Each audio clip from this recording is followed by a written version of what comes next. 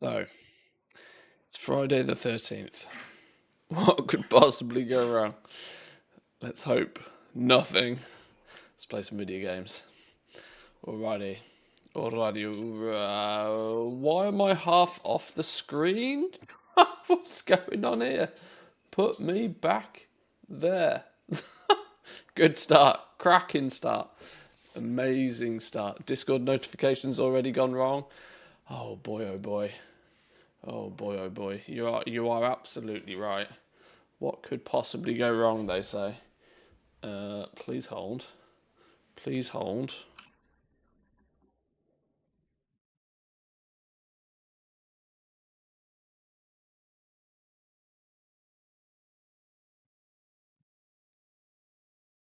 My Discord usually goes into streamer mode automatically when I load up OBS, but it seems to have stopped doing it.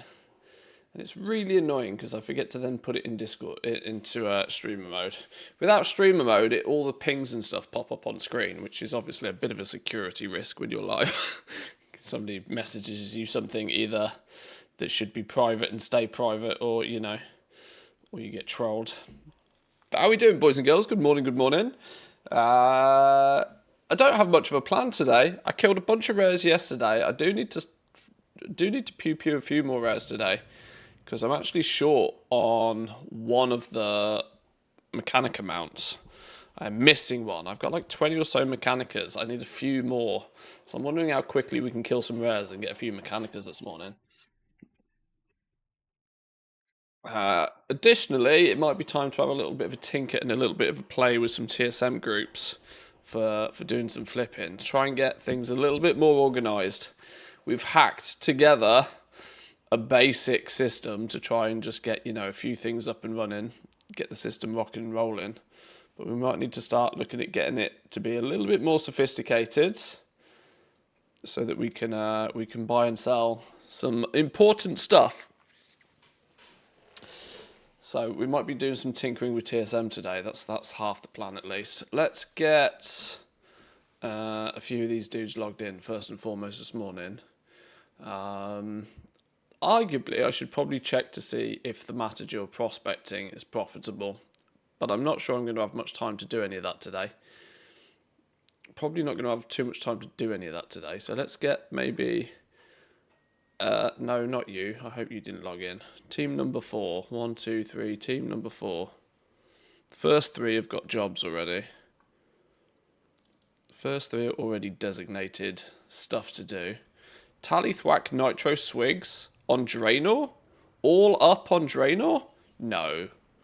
No. Lies.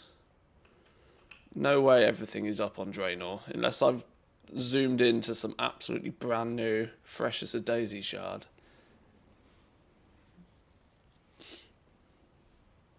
Is everybody logged in? I mean, I can't pass this opportunity up first thing in the morning. Did you make a sheet for prospecting in Thaumaturgy? I have a prospecting one. It's not fully fledged. It's not complete. I haven't got data for bismuth, but nobody prospects bismuth anyway. I also technically could do with some data for null stones, believe it or not. Never did I think I would say those words, but null stones are getting both. The null stones themselves are hella cheap, and on top of that, the gems are getting more expensive, which is weirdly pushing it into an area where I might actually think that prospecting null stones could be an option, as crazy as that sounds.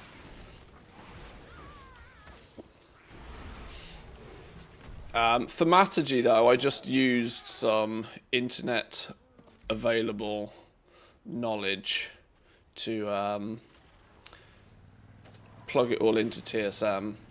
I did this a long time ago, though, so I can't quite remember how I did it. And annoyingly, I didn't document when I did it, so I don't have anything to reference back on. Which also means I don't have any way to also re-verify that my maths is actually correct. So maybe that's a job for another day.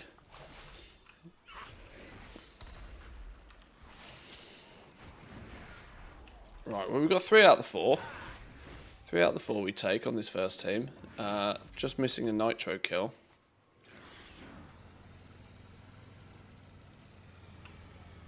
Can we find nitro somewhere else? Nitro, nitro, come to me nitro. No nitro.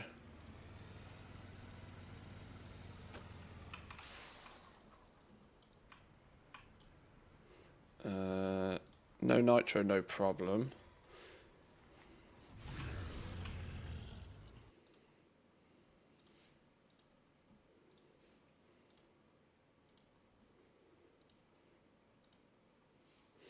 No nitro, no problem, no mechanica.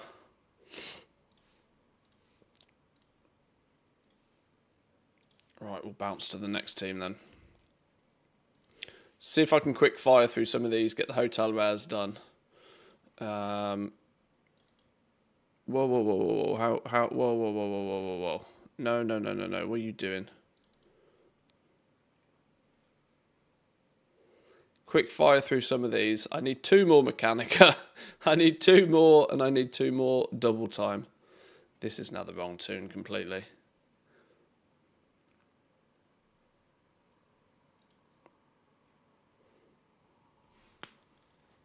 It doesn't matter too much, but 1, 2, 3, 4 should be you.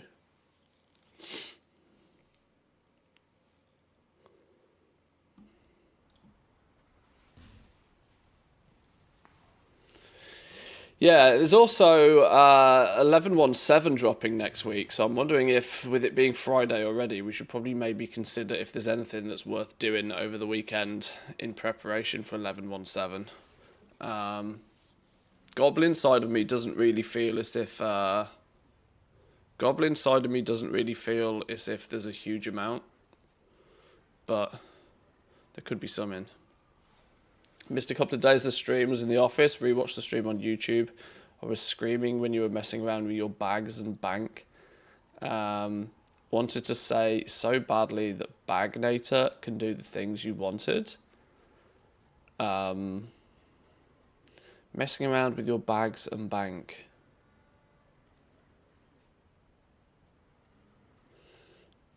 I don't know what you mean. I've done a lot of stuff in the last few days.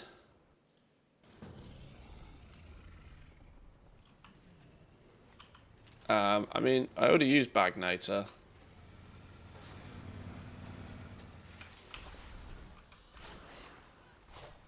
When you were cleaning out the storage.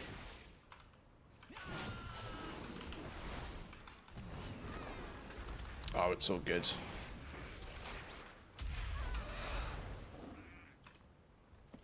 As much as I like add-ons, I at the same time have historically tried to keep my add-on usage to a minimum. Because there is technically an add-on for everything in this game.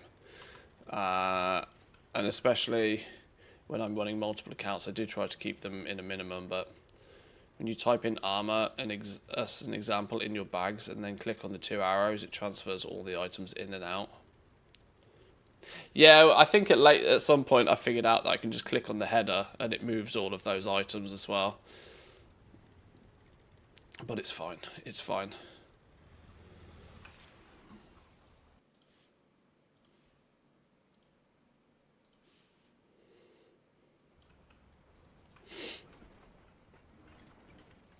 Why are no other rares showing?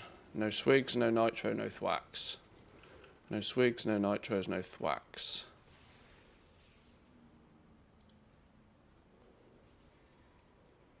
Let's check the mailbox on these dudes from yesterday's kills.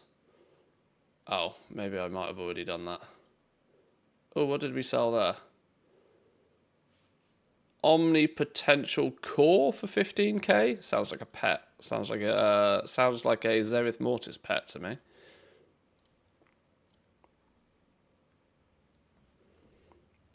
Wait, why have we still got open everything?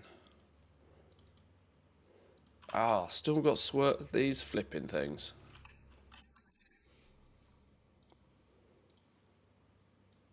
Make my mailbox look all untidy.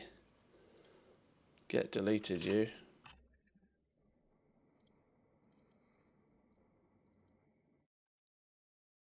Could have swore I went through and got rid of all of these already.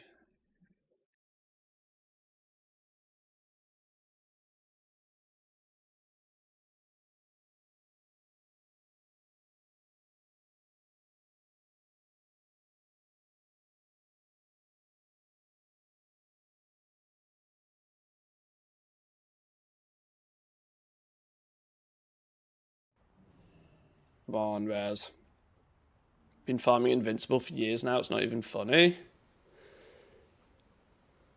Wait, hang on, what's this?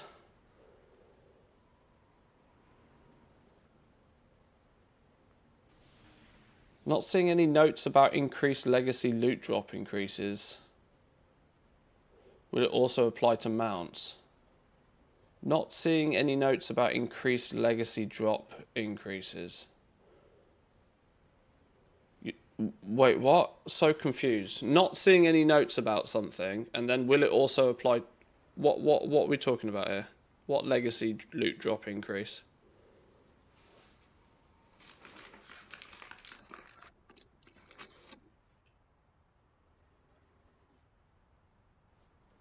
It's Friday the 13th and I'm pre-coffee. You got to talk slowly to me.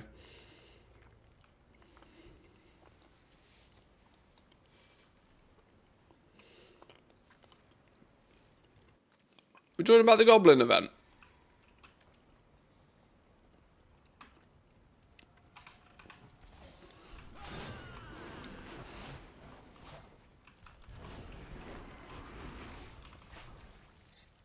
The Goblin event?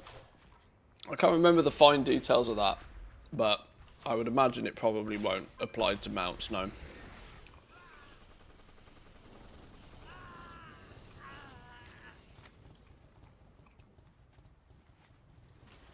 Isn't it just that, like, the final boss at the end of a dungeon is going to drop 2 pieces of gear instead of 1 or something? I can't quite remember. Maybe we'll look into this. With 11.17 coming out next week, we should probably get up to speed with this as much as possible. This track can sod off. We'll figure all of this stuff out. We'll have a little bit of a look. I think Mr. GM popped a video out the other day of everything coming in 11.17, which might be a good starting place. And then we can dig down in a bit of detail to the stuff that's most useful, should we say? Right. No rares, no hanging about. If you haven't got rares to kill, we peace out. We need 2 Mechanicas and we need them fast. Don't screw me, game.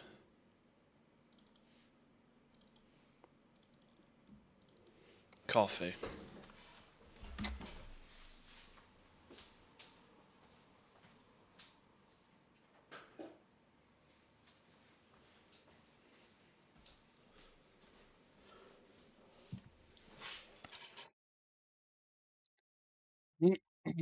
Went through my add-ons and thought I could get rid of weak auras until I saw that Moose is on there, and that's a deal breaker. Yeah, there are other similar add-ons, but there's nothing that I think comes close to the just ease of use of that one. Oh, did we just miss Swigs? I'm pretty sure the other 3 are up.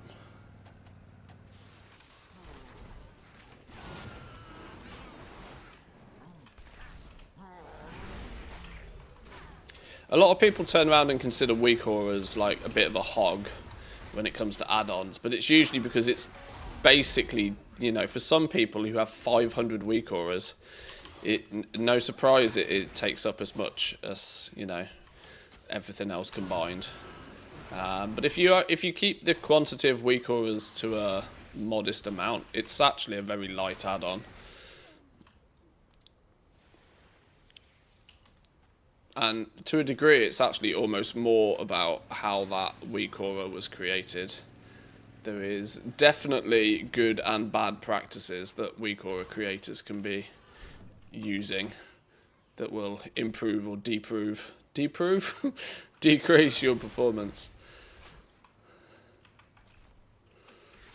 Loot Thief will tell you for sure.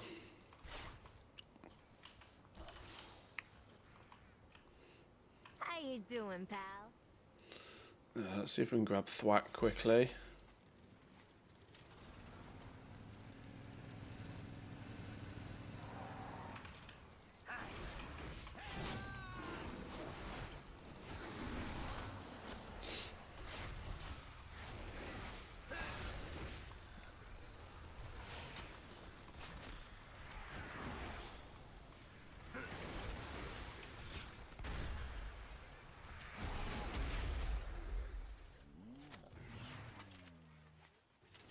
Weak auras itself is slimmer than some libs. The weak auras itself are what can eat your resources if they're badly optimized. Yeah, I imagine that's probably the case, and I think that those people that, you know, have whole weak aura packs for every class installed and stuff, yeah, weak auras probably becomes a bit of an absolute, bit of a chunky monkey, but there's, you keep the amount of them you use down to a modest number and you should probably be fine. Swigs. Is this 4 for 4? Yes, beautiful.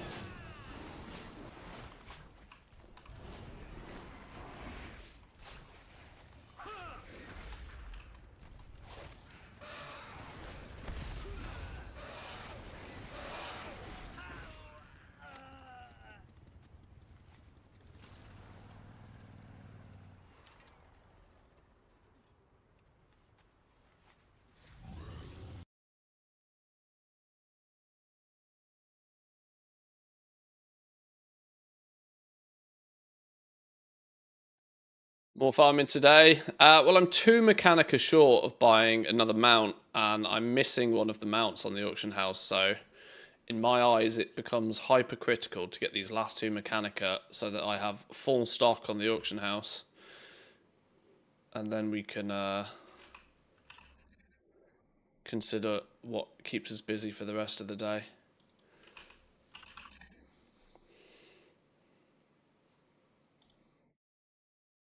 That's the plan. The plan is there isn't really much of a plan, though. Do you own the mounts yourself? No. Sell them while they're worth stupid money. As far as I'm concerned, it just is all it's going to do is add 3 to a collection number. So I'd rather have the gold right now.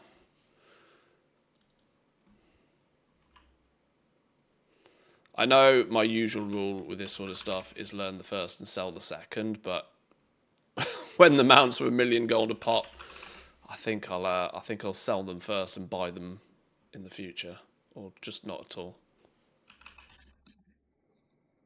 I'm sure I'll accidentally right-click on them at some point. Well, and that, yeah. Very good chance I accidentally do a boo-boo and learn the thing. Like when I'm trying to put it in the mailbox or something to send it to the bank character, you know it'll happen.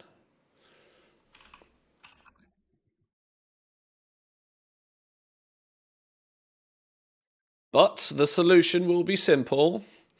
The solution will be buy more, farm more.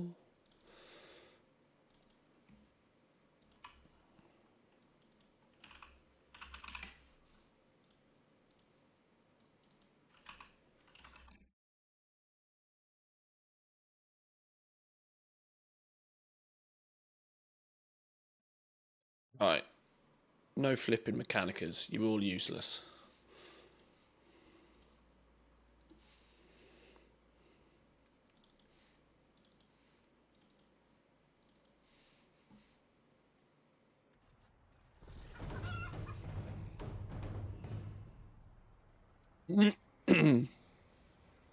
Project Pet is live. This new initiative. Well, Project Pet is back up and running, but in a just slightly more optimized form. Or, well, in fact, you could almost argue a less optimized form. Because I'm not even... We've built the infrastructure before we've built the means to do anything. So, like, I have all the characters on all the realms, you know, all neatly and organized now. But what I don't have is flipping anything to sell. Which is, nor do I have the tools in my toolbox to find bargains and stuff properly yet. My TSM setup is still grim. Needs much improvements. One thing that's really quite high on my priority list today actually is to fix my base group sniper string. As I think that could do with a lot of improvements. because then we can run a quick, 2-minute sniper scan on each realm when we log on to kill some rares for the day. Instead of these dudes just chilling here right now, they should be running a sniper scan, hunting for deals. But my sniper string doesn't really work very well right now. It is returning a huge amount of false positives. It's creating a large list of just complete and utter rubbish. So we need a better sniper string. But that requires a bit of thought. Well, you don't have TSM set up yet. Could be a good chance to give Saddlebags or the Undermine a try for the flipping. Yeah, I mean, both of those sources are very good ways of finding deals. There's no doubt.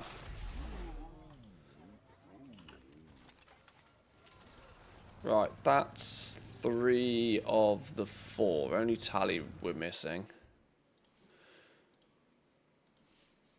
Is Tally up anywhere quickly? Yes, right here.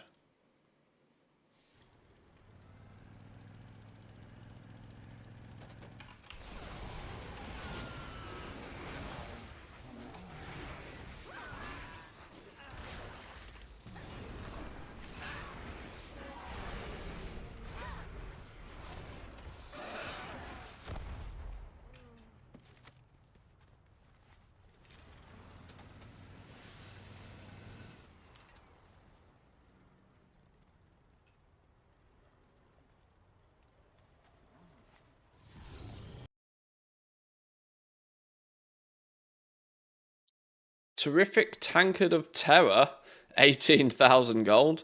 Well, there's an indication. Flipping anything will sell these days.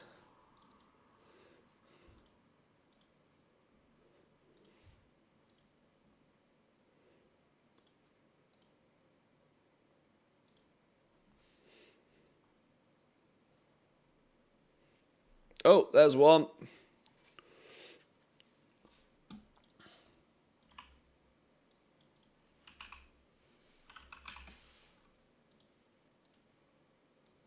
One down, one to go.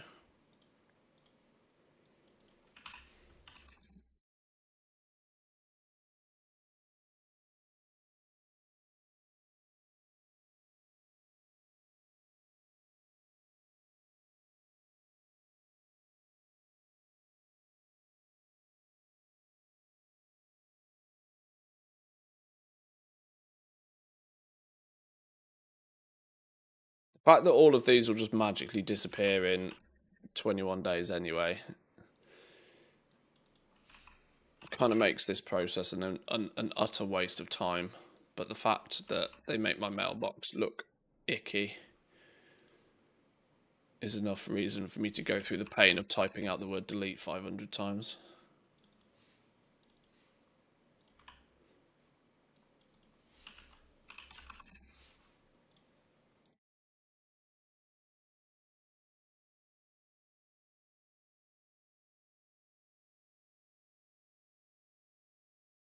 Some older the tankard IDs are removed from the game, but can sometimes be seen on the auction house.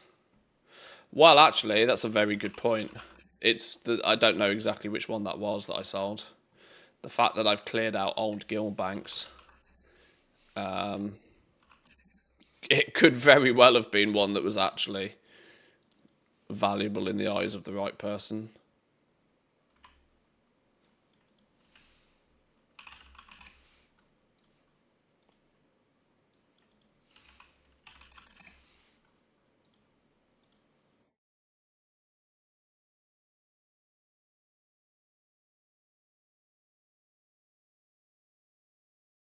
You can copy and paste the word delete. Yeah, but then I couldn't engagement farm with triggering all of you lot. If I'm going to feel the pain of having to do it, you guys get to feel the pain too. Them be the rules. Them be the rules. Right, where's the Mechanica?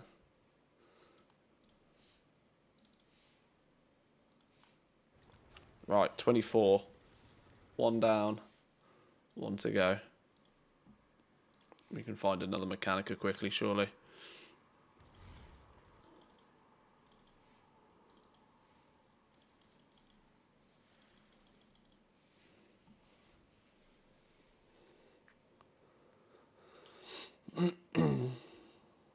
Taking a break from content.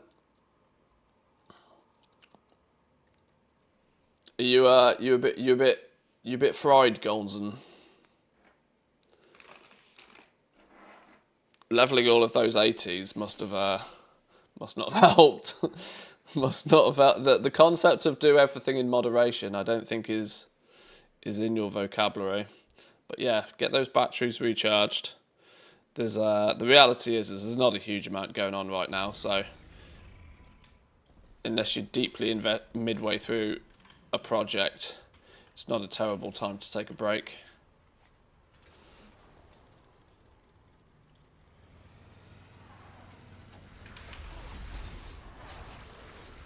Big things IRL now. Fair enough. IRL has to come first, of course. I hope big things are good things. And if they are negative things, then, well, best of luck with them.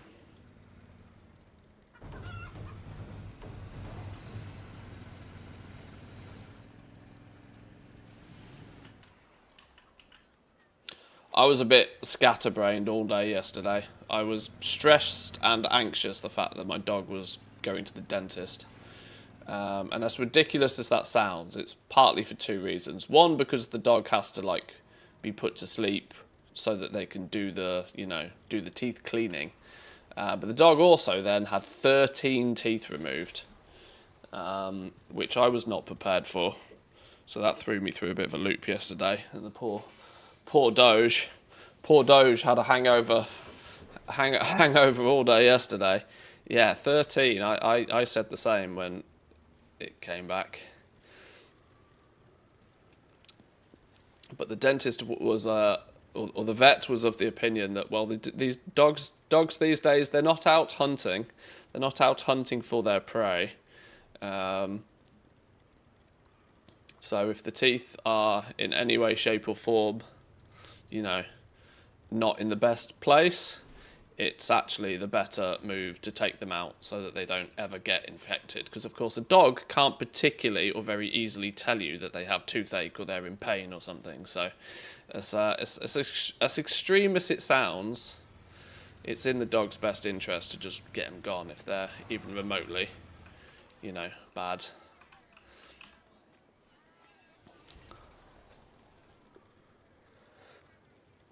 It's not that uncommon. My other dog, my brown dog, had 8 teeth removed a couple of years ago.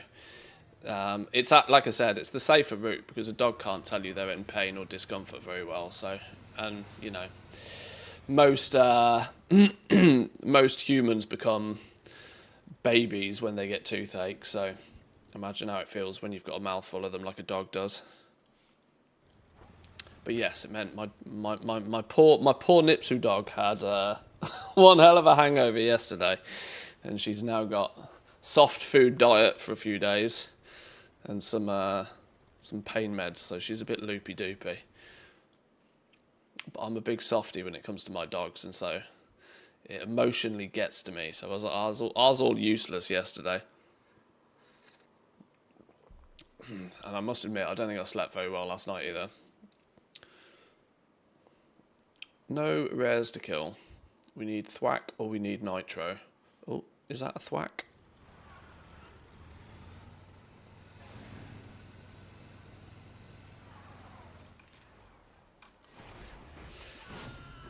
Do dogs' teeth grow back? No, they don't.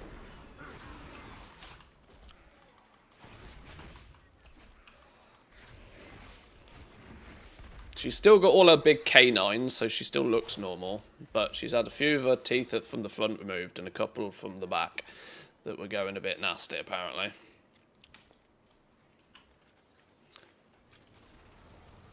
But a few days' time, she'll be fine.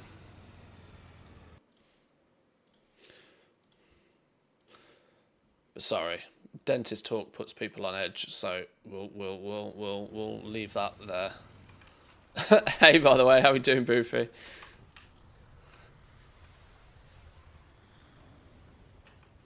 I'm sure you'll have some pearls of wisdom to share at some point later, Boofy. I'm going to be looking at TSM for flipping groups and for the main thing I want to configure today is to brainstorm some base group sniper string, because the default one doesn't really work. So we need a better solution. No nitro anywhere. Should we just assume we don't get a nitro?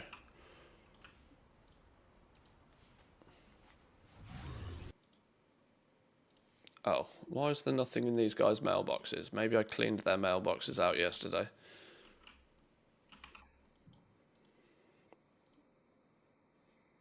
Oh, that wasn't the plan. I was hoping for Mechanicas. Gives me Mechanicas.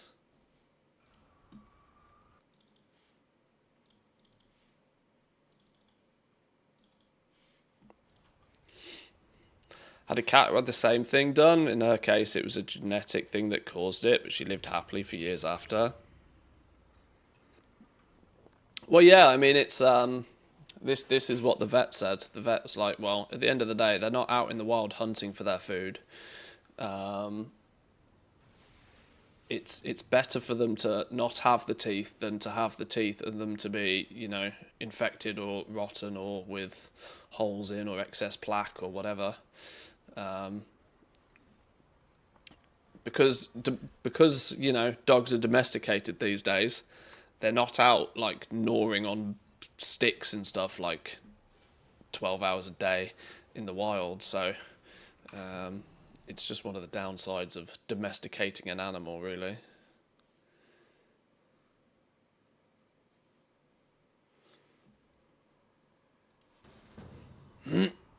It was just a bit of a surprise to me when she went in for a teeth cleaning and came back 13 teeth less, which I was not expecting.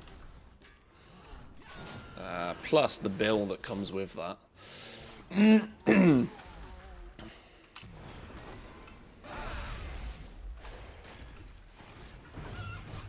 Time to showcase Directive.io TSM editor. Does that still work these days? I guess the logic in it is still the same, right? I guess it's... I've not used that for a while.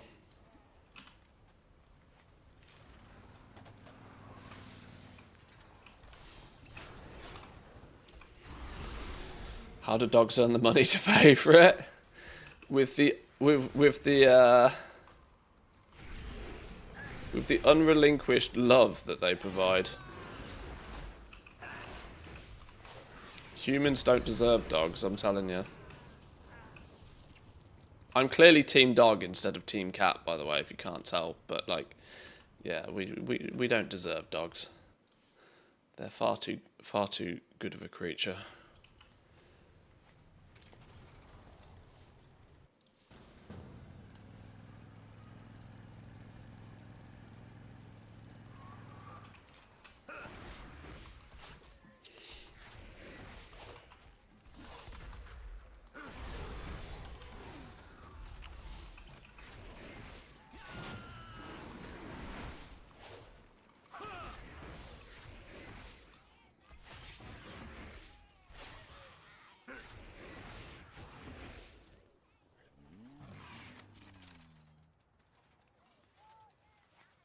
Humans literally deserve dogs. They became dogs because of us.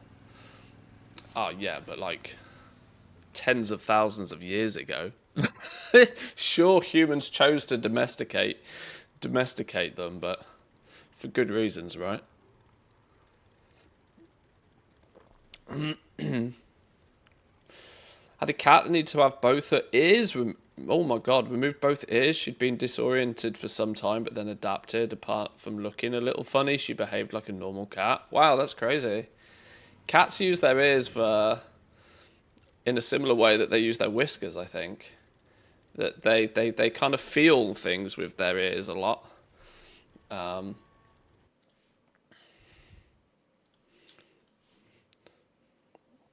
that must have been a little bit disorientating for a while.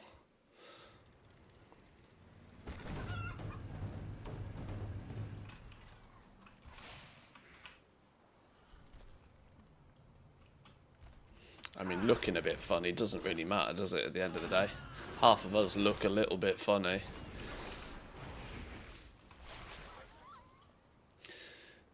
If we were all 10s, we probably wouldn't be sat indoors playing video games all day, you know what I mean?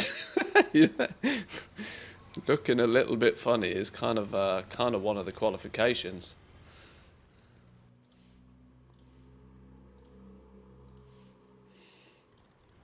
Right, that's the rares killed on this team. Any Mechanicas?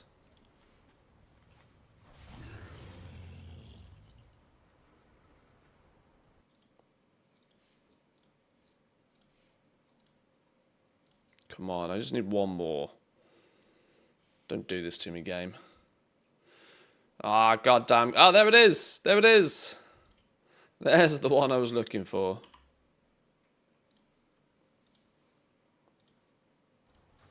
Huzzah.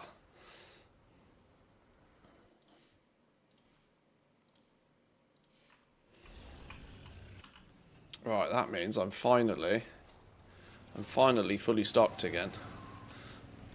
I've been feeling a bit weird for the last 24, 48 hours that I've not even been fully stocked on my Mechanicas. Where's the flipping... Oh, these pipes were not rated for this much pressure. I should probably check that it is the rocket one that I'm missing before I accidentally buy the same one twice.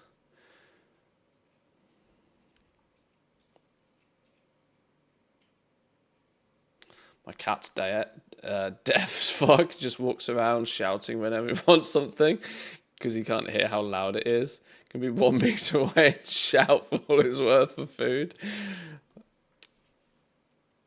That's quite amusing.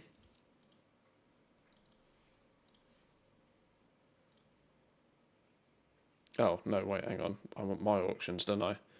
Innovation Investigator, Margin Manipulator. So it's the Asset Advocator that I'm missing. Oh, that's lucky. I almost bought a rocket again. It's the Asset one I'm missing. Interesting. One of you. You trying something, pal? See, we nearly had a boo-boo there. We nearly ended up buying the wrong one. Mechanica deficiency, bad for health. Real bad for the health. Real bad.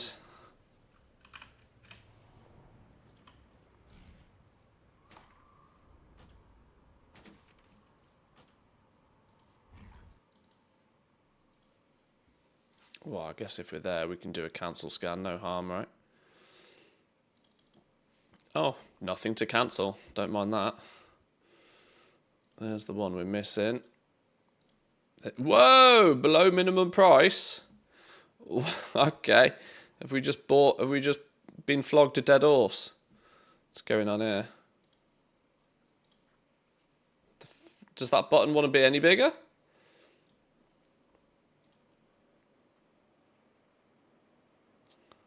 Asset Advocator. Wow! Somebody's trying to flog it for less than 1 million gold on Draenor. For exactly 1 million gold on Draenor. Yeah, I'm not going that low. You gotta be mad. My TSM is set to go as low as 1,067,000. That's my absolute rock bottom price. Otherwise, we're going to push the market price up. Fair enough.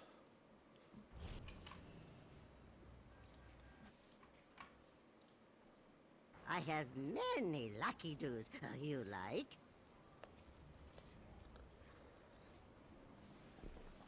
Okay. Well, I actually think, you know, we were on a bit of a roll. We're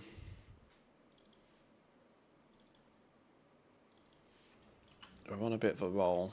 Maybe for another 20 minutes we'll bang out some hotel kills. Won't mess around with mailboxes or stuff. We'll just kill the rares, move on. Do it nice and fast. Oh, like that, look. Have a little bit of everything.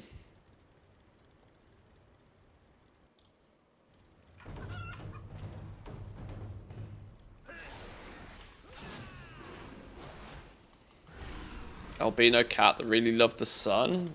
So even if you use specific medication on the nose and the ears, sun protection, tumours on the skin. Knew how to enjoy life and chill though. Well, what, like, you can't see her right now. She's hiding in the corner, but Papa, my brown dog, she loves sunbathing. Absolutely loves lying in the sun. And then she'll walk up to you and she'll just brush past your legs. Because obviously in the sun, you're wearing shorts or whatever. And she'll just brush past your legs because they're a bit cat-like. They kind of slink around your legs when they want some fuss and attention. And her fur is so hot, it rubs against your leg and it's like, ow! It like burns. She gets so hot, she like almost burns. But they're double fur coated. So they have like an outer layer and then like a thick inner layer. And the thick inner layer both keeps them warm in the winter, but also keeps them cool in the summer.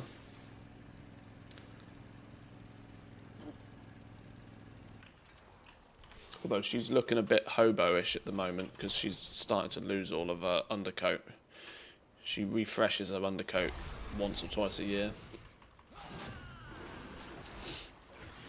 Somebody decided to post 28 fell steel long blades. Hello? 8k each. They cost at least 12k to craft, so that's a nice little addition to my cross realm flipping. Sheesh! I thought you were talking about the patterns for a second until you started talking about the crafted price.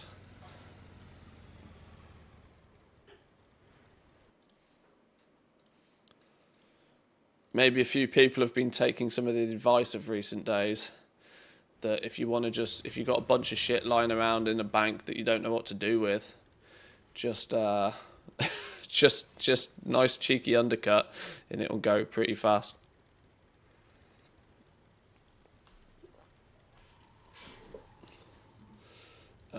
Nitro, Swigs, Tally. Okay, we're missing a thwack, but 3 of the 4 went bad. Just to get some quick kills.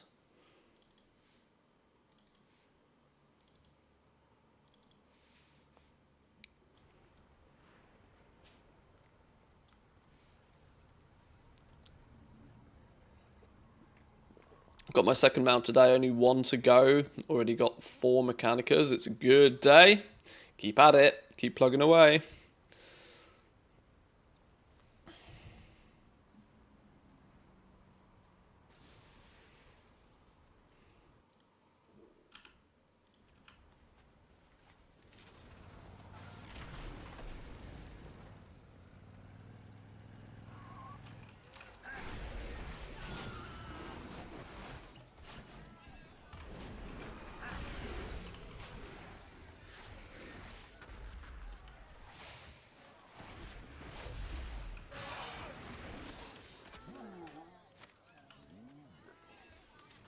Might need to do something with, I keep saying this, but I might need to do something with all these check cards, you know.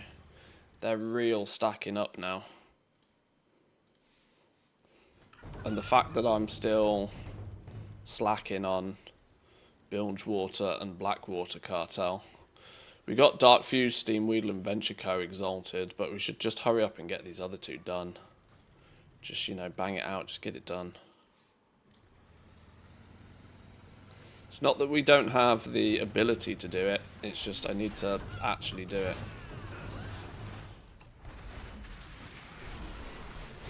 But doing checklists all day could drive me to insanity. Although, what I could probably do is triple combo the checklists, I reckon. Because everybody gets a checklist by default now, all of these are 80.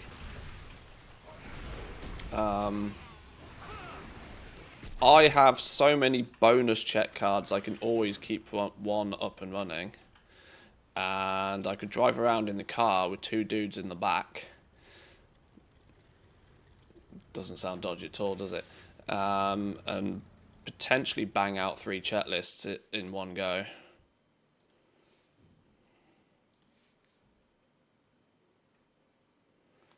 Also, hit some dumpsters whilst we do it. Some passive Mechanica en route. You know, there's a few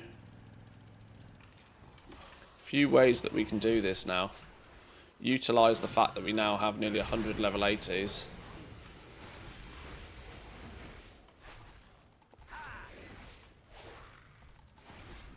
farming the Paragon chest now, doing checklists on 15 toons.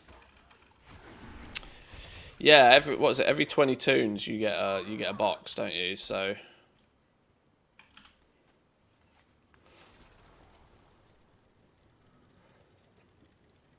for me though, with the setup I have, it's a very inefficient way of getting Mechanica though. I would only really look at doing it for getting the rep to Exalted first time. That said, I do wonder just how lucrative it is flying around dumpstering. There's a strong possibility that with 3-boxing dumpsters, if you can hit enough dumpsters in an hour and hit enough shards in an hour, because every time you find a dumpster, you can loot it, ungroup, see if it's spawned on the other 2 shards, and then just group back up again. So you can sort of triple hit. You can maybe up to triple hit every dumpster.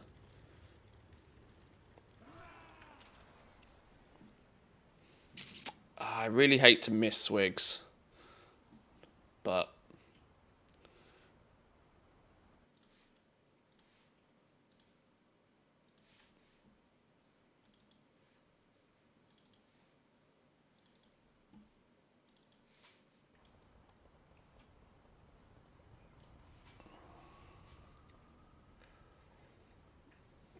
hive mount it is then. Unironically, doing the hive mind once on one team of 5 to then be able to blob around 5-boxing dumpsters could, in theory, if you do it properly, be actually worth the time and the effort of doing the hive mind.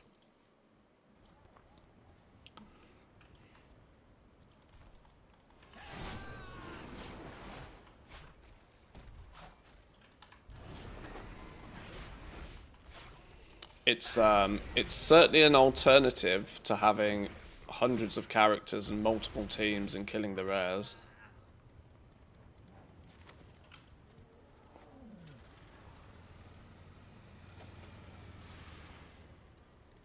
No tally?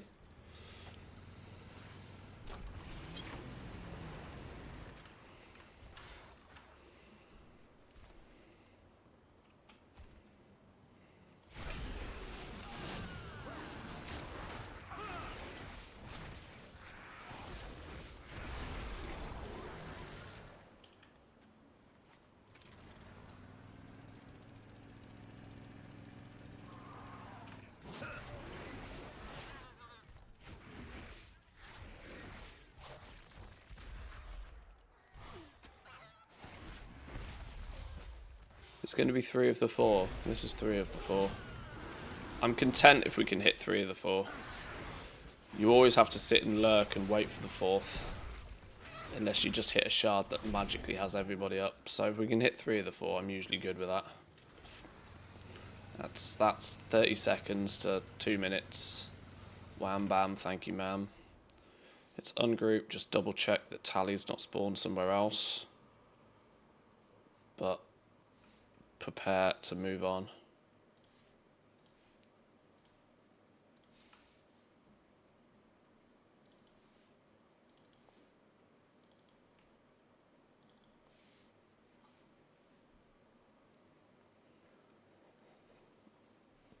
Plan out a pretty efficient route and use the routes to help. Yeah, might not be a bad little thing to test. I mean, we could always give it a go for an hour, see what happens. The problem is the drop rate on Mechanica is so goddamn low that an hour's test doesn't really do it justice. For my calculations, Mechanicas come from dumpsters about 1%.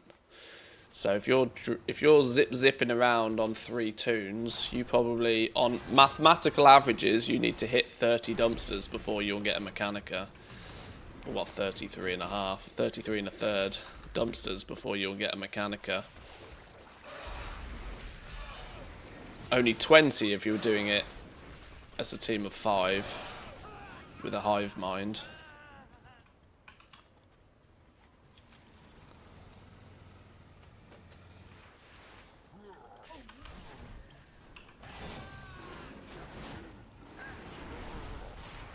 I think what would be more interesting is not so much how many Mechanicas you can get in an hour, but tracking how many dumpsters you can hit in an hour.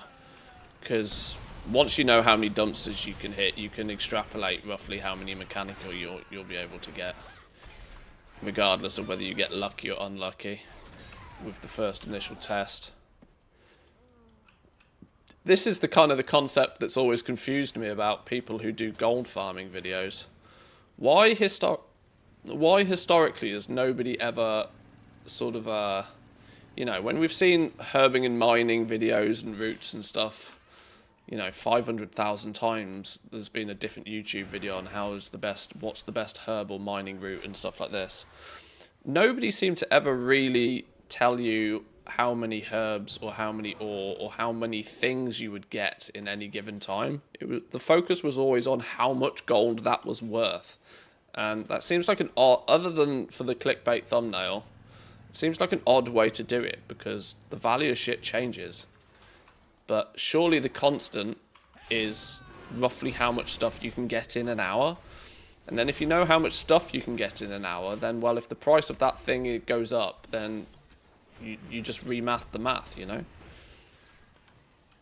It's clearly just a clickbait title to why everybody's like, 50,000 gold an hour farming this herb on this route.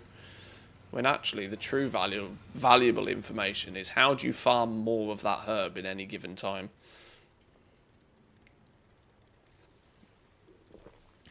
I was never big enough into farming and never enjoyed it enough to try and guide society in a different direction, but oh, I think I clicked reload. Damn. Fat fingered it.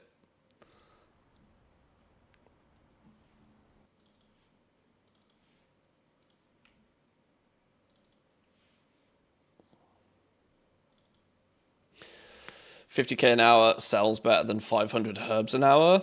Yeah, you can slap 50k an hour on your thumbnail if you really want to, but you should still focus the video around the fact that, okay, you get, like, this route got me 500 herbs within this hour. That would then still mean that the video is somewhat useful in the future as well, because you could go, oh, okay, well, this route is 500 herbs an hour. Well, let me just quickly see what those herbs are worth now. Oh, the herbs are only worth 1 gold a piece now. That's only 500 gold an hour now. It still means the video, the information is still valuable information. If all of the focus, thumbnail, title, content is all driven around what the gold value is at that split second in history, it means 10 minutes later that video's in the bin. But then again, gives you an excuse to do the same video again 400 times.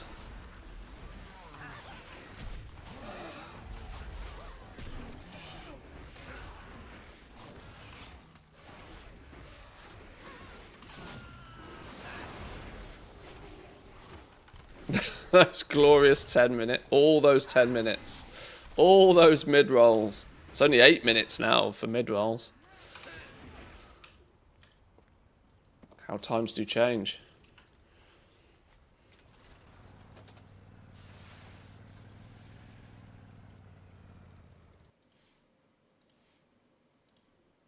There's part of me that kind of likes that things like TikTok are breaking the meta in that regard.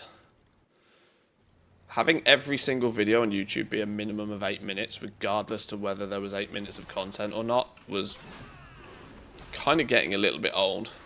But now you even see it on YouTube that people are far, far more content and engagement focused than they are, this video must be at least 8 minutes long. Which is good. Because some videos only need a 2-minute video. We've killed Tally. I need Swigs and I need Thwack. And Swigs and Thwack aren't up anywhere. And I can't leave 2, especially if one of them is Swigs. That feels real bad.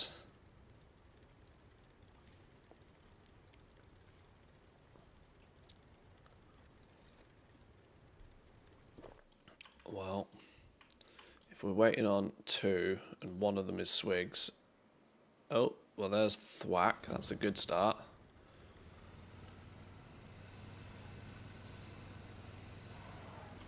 Threatened to do something different and a rare spawns.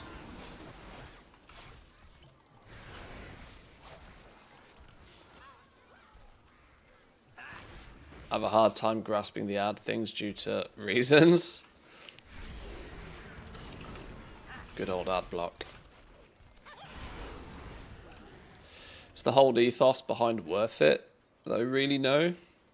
Yeah, I mean, Worth It, for the most part, was more about this is the route and this is roughly what you can get, and then it would recalculate. So, you know, Dalla GG, even though he doesn't, he's another, I believe, another casualty to the Goldmaker community.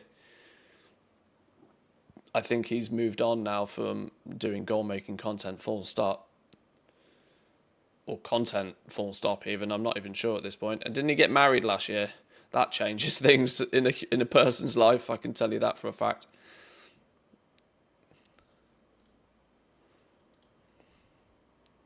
When adulting hits you hard in the face, then unfortunately occasional YouTube videos get left in the dust sometimes, which is understandable.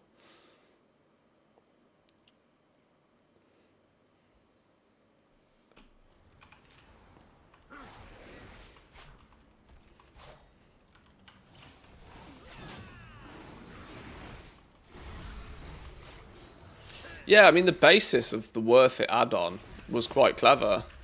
I think that the thing that would have made Worth It bigger and better would have been if there was some way to outsource the farms, to outsource the data,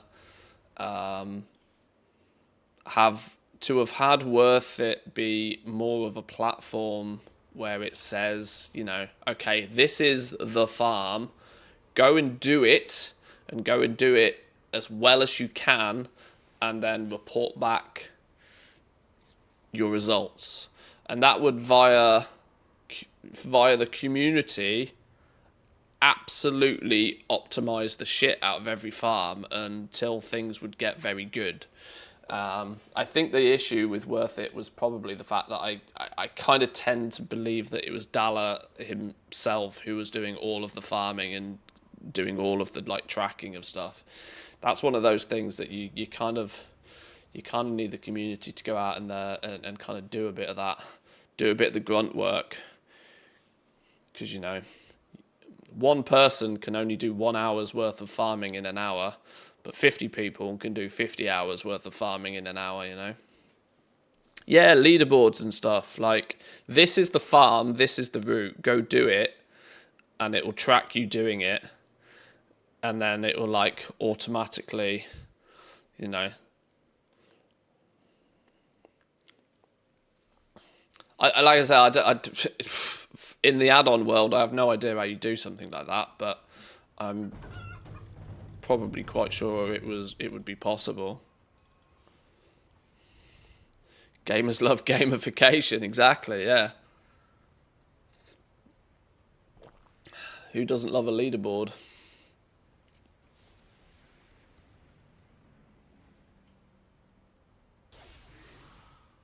But this is the thing, right? You know, even Worth It was like a passion project. You probably got plenty of downloads for Worth It, but unfortunately, add-on downloads by themselves pay less than peanuts, from what I'm led to believe. So it's not sustainable as soon as it's no longer the passion project, really. Which is sad. Oh, I've gone to the wrong rare.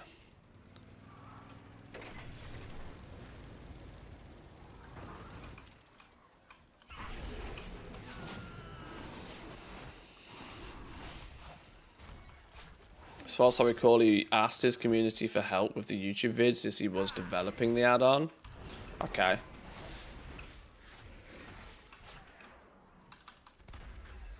Yeah, like I said, there is some complications there of like how do you go about like validating the results? But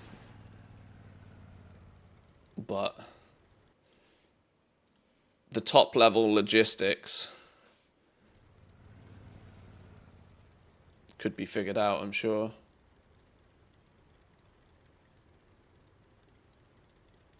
Missing Swigs and Tally. Well, we know what the thing to do, isn't it? When the rares aren't raring, when the rares refuse to rare, we take a sidestep, we hop on the old long boy, and we start checking mailboxes and stuff. We start doing something else, and in doing something else, you can bet your ass that something will happen, because it always does. This is what I want to fix today. I want to fix the buyout sniper within TSM. I want to customize the string in this so I can use it on the base group and it not turn up just hundreds of bits of junk. Because as of right now, I think I've disabled the sniper operation on the base group. Yeah. I actually think I did kind of slightly adjust it to using the DB region sale average rather than, I think it was DB market price. But the maths and the numbers probably need a bit more of a tweak, because it still returns just huge amounts of junk.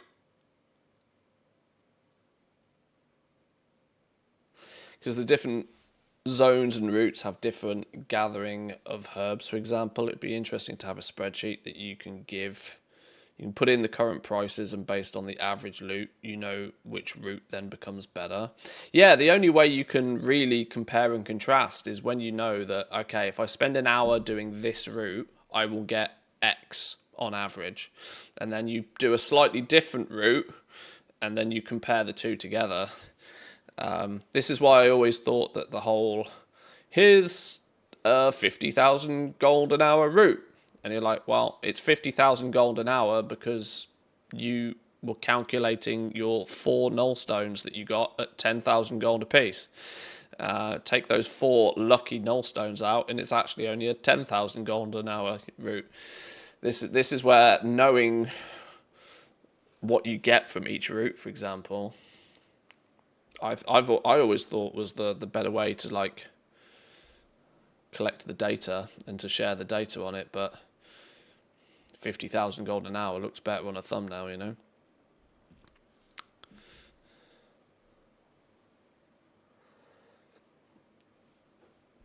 Yeah, so here we can see running the sniper on the base group is returning so much dog shit that I really don't care for.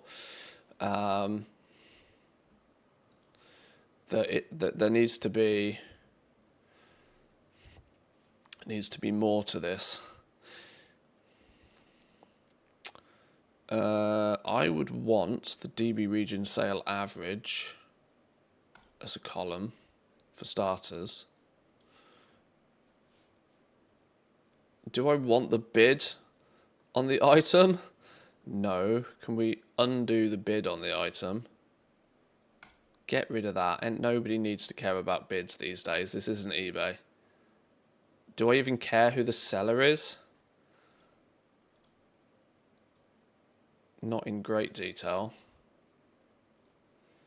DB region sale average.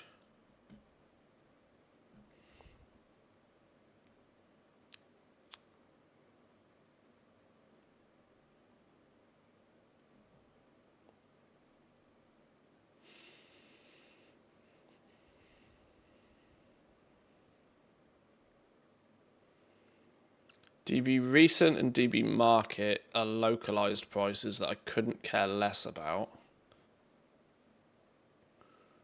But the DB region sale average and the sale rate are kind of useful numbers to have.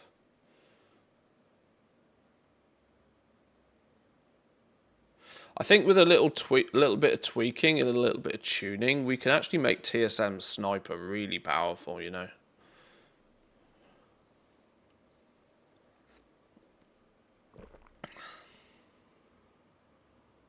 Hover over some of them for me, please. The greys. I'll suggest tweaks accordingly to cut them out.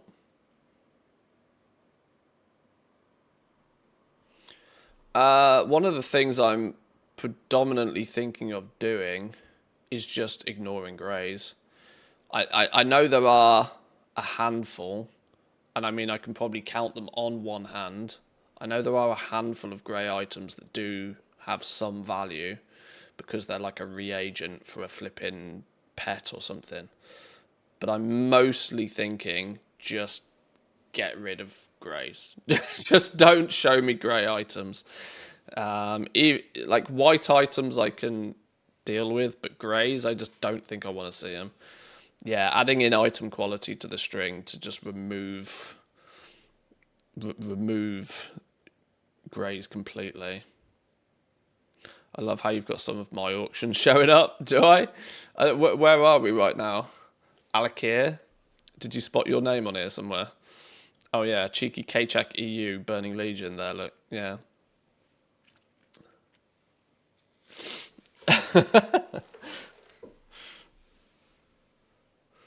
I don't understand, Mr. K-Check, how you find time in the day to list all of your auctions and keep them up based upon everything else you're doing. You're going to cook yourself to a crisp if you keep on at this pace. Video editing and playing most of the day and then streaming till 10 o'clock at night. Woof. That's more effort than I'm willing to do anyway. But welcome in. Good morning to you. It's probably still not much past 10 a.m. in Team UK. You got Snow Fox as competition here, though, mind. But yeah, getting rid and curating this list a little bit more effectively, I think is a very smart move, because we're already logging on to every character on every realm every day for the purpose of Mechanica. TSM's Sniper is so much better than it used to be. Now that we can attach it to the base group, we just need to come up with an absolute monster of a TSM string that does a huge amount of stuff for us, so that we can get rid of all of the false positives and just leave stuff that we might want to consider buying.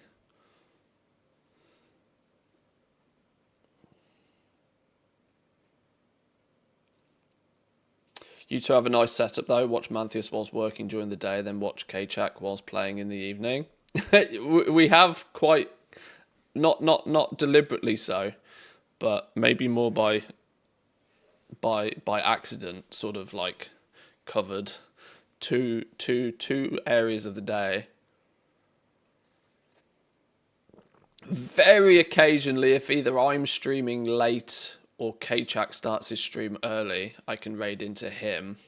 But K-Chak's going to have to put in quite a shift if he ever wants to raid into me. He's going to have to stream through the night. But it's all good. It's all good.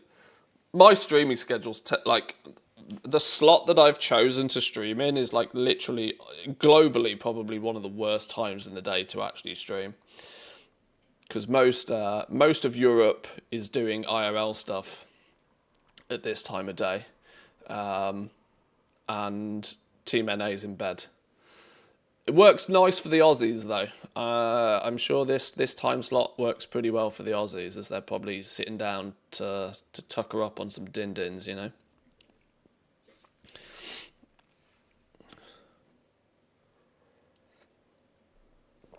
$4:13 a.m.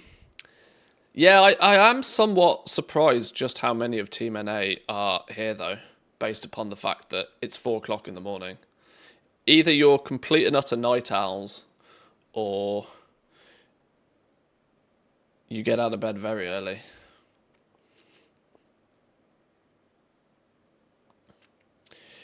Queensland, Australia, great time. Yeah, what is it? Like 6, 7 p.m., something like that, maybe? Or they're complete and utter nutters. Complete and utter nutter. Yes, all that. 7:15. Yeah, okay. So it's there's a 7-hour time difference to Queensland, Australia for me.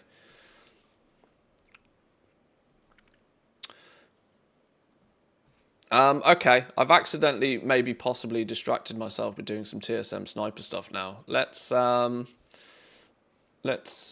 play. We need. What was it? Was what was that?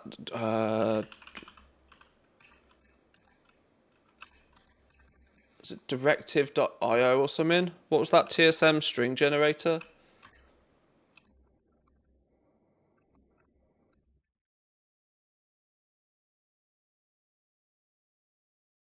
We linked it in chat earlier. If he's listening, he'll probably link it again. Oh, there we go. I knew it'd be on it. Or I did actually just find it. So this is a TSM custom string editor that I think we can probably use to try and do what we want to do.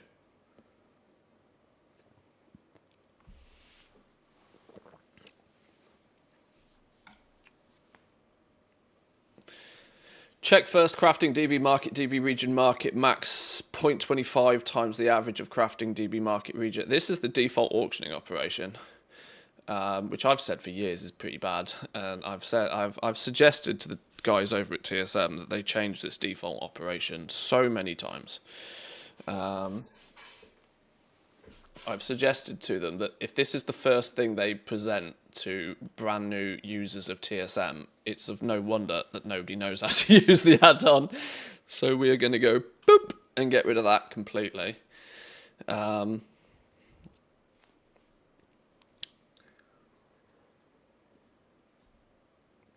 we're going to need to do a bunch of clever stuff with this.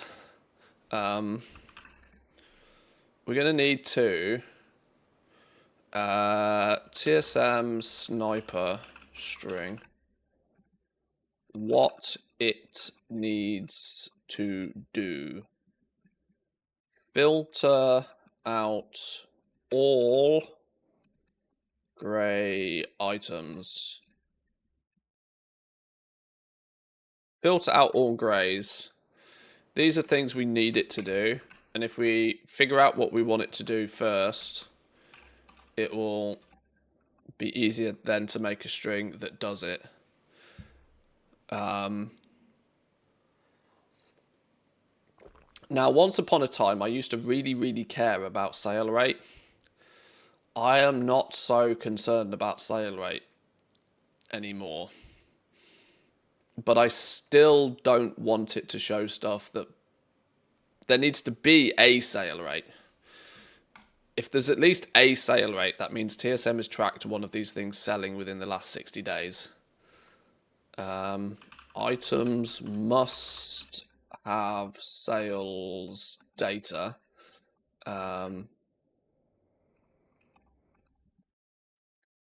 Sale rate and sale average.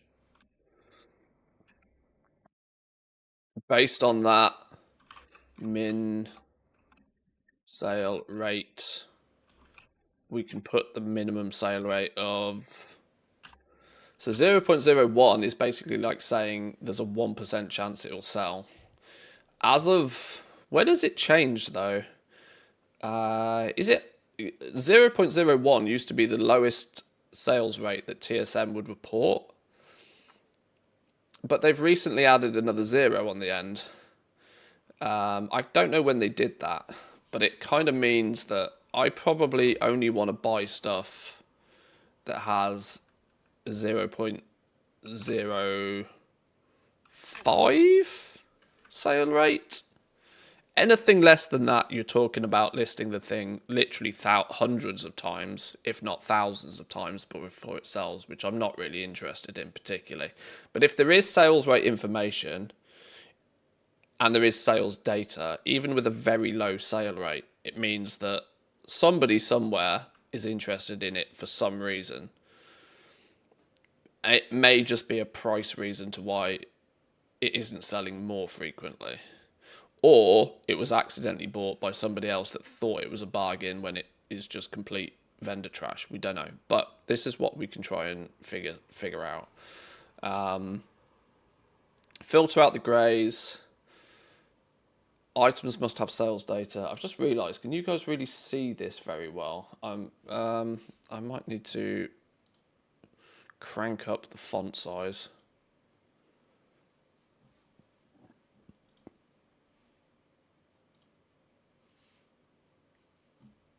Is that better?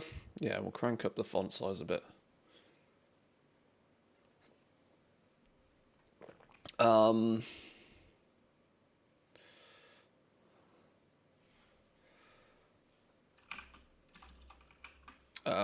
Main cry.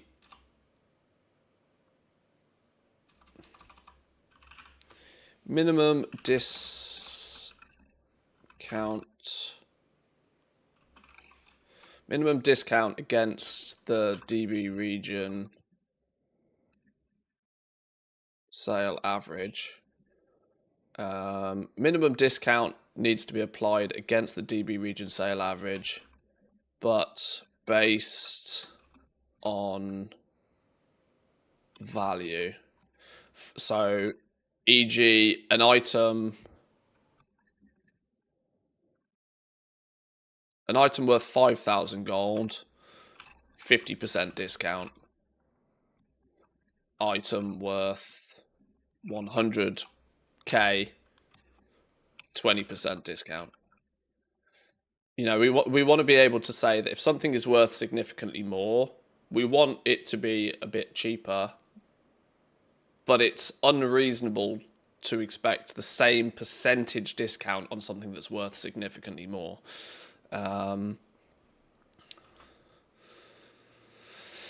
Because a 20% discount on 100k is a 20,000 gold saving, but a 50% discount on something that's worth 5k is only a 2,500 gold saving.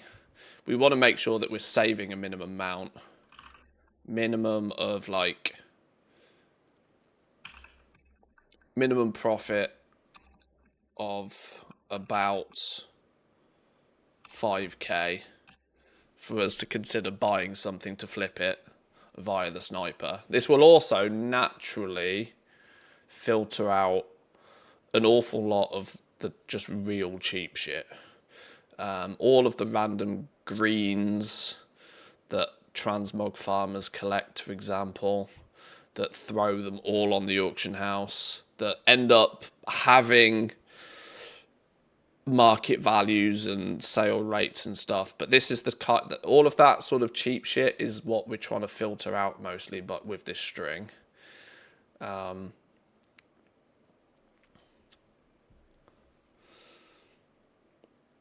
Do you have any advice for selling gear I acquired whilst playing the game? Not as in gear that I farmed specifically for the purpose of selling, but just small random items I looted during normal play and don't want to just vendor or DE.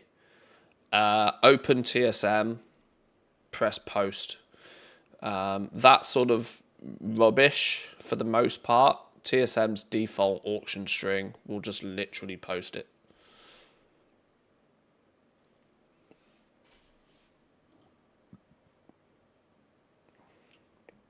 I will answer that again in 52 seconds.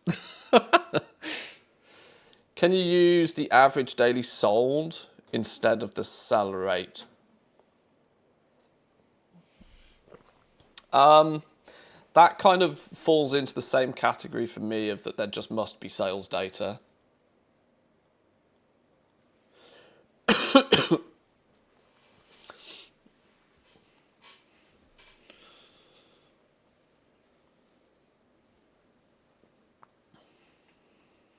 Open TSM, post it. Yeah, the ads will be over in a minute. I'll showcase it actually on screen in a minute. So it must filter out the greys. Items that show up must have sales data. I don't care about anything that hasn't sold at all across the whole region in 60 days. If it hasn't sold at all in a 2-month period, I don't care how much of a discount. I just don't want to know it exists. Oh, hang on. Hang on. The wife's calling. Give me 2 minutes, boys and girls. I know an ad's just happened, but I apologise. I'll be back in a second.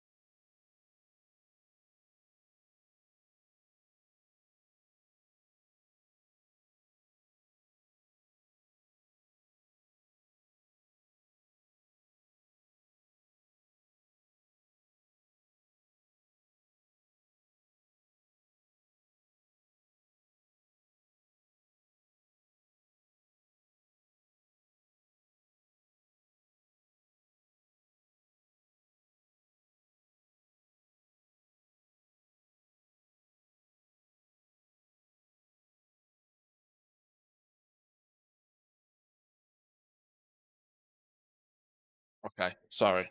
Standard husband rules apply. Wife calls, you answer the phone. So, where do we get to? Oh, yeah. I will answer this question in more detail now. When you are, even though you have jumped back to Team YouTube anyway, for random trash you just pick up on your travels, it's real easy. Real super easy. I can probably showcase this on my main character here. TSM has what's known as a base group, so you just want to have TSM installed, to be fair. TSM has what's called a base group, which is... You can ignore all of the group stuff. Base group is basically just TSM's default, everything in the game is in this group. Which means that when you go to the auction house, you click the TSM on the bottom, you go to auctioning, and what you'll actually see is all your items in your bags here, but they'll have this hashtag default auctioning operation, which basically just means it will throw everything up on the auction house. So you make sure the base group is selected. You don't have to worry about all the groups, but you just click post scan. And it will basically post everything. It is not in any way, shape or form the absolute best, most optimal price for you to get for all of this stuff. And with things like materials, for example, it only posts a very small amount of them. It's very cautious in that regard.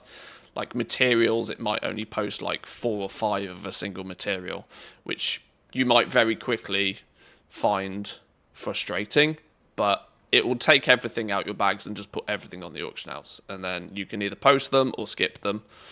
And if you want to get slightly more clever about it, that might allow you to start deciding to make some custom groups and slightly optimize the way that things sell if you really wish. But for just random trash in your bags, this is super easy, and you just spam the post button and off it goes, and you open a mailbox of gold the next day.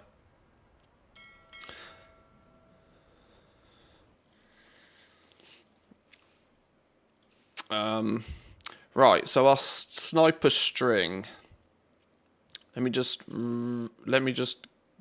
get my bearings again. Filter out all the grey items. Excuse me.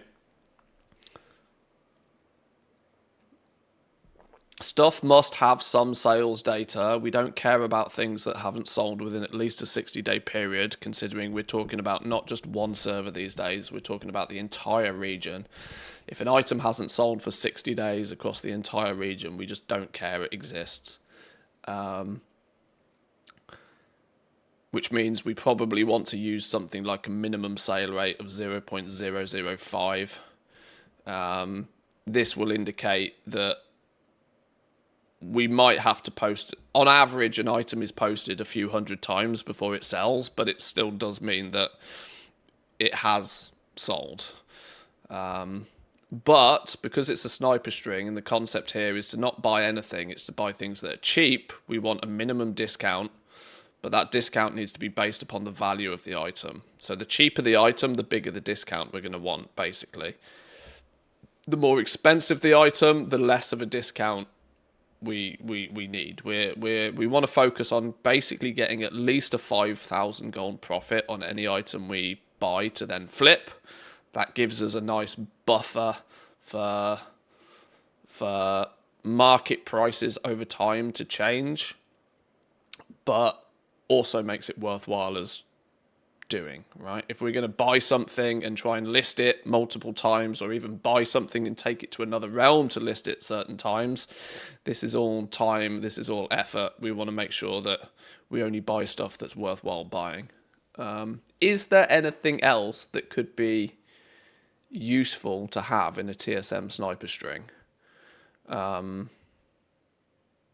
there any specific types of items other than just grey items that we might want to filter out? Trend.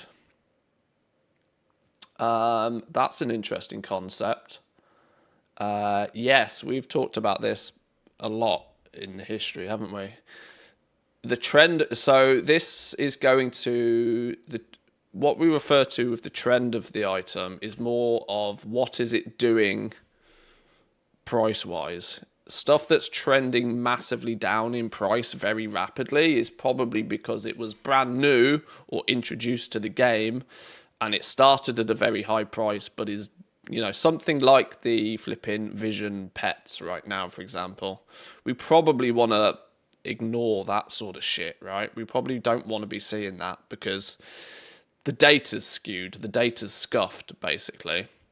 When Visions first came out a couple of weeks ago, the Vision pets were probably 50k a piece, but now they're probably 50 gold a piece. Now, they probably tick all of these boxes. They're not grey items, they have sales data, they probably have very good sales rates, and we can probably buy them for a really deep discount. But we still know that buying a Vision pet because it's on a massive discount right now is bait. We don't want to see all of that stuff all the time. So maybe we do want to ignore items heavily trending down.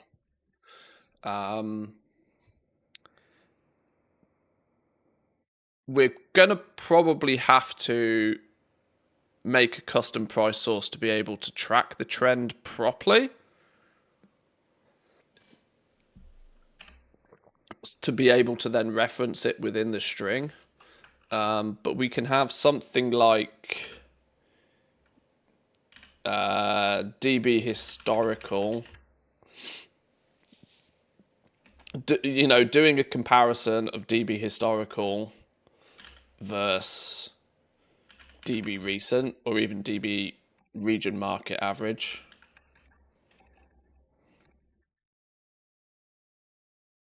Is a good start. So if the market average price now is significantly less than it was on DB historical, you can see that something is trending down very, very fast. That you might not want to pay too much attention to. Woo's going to jump in here with some absolute big brain plays, I can tell.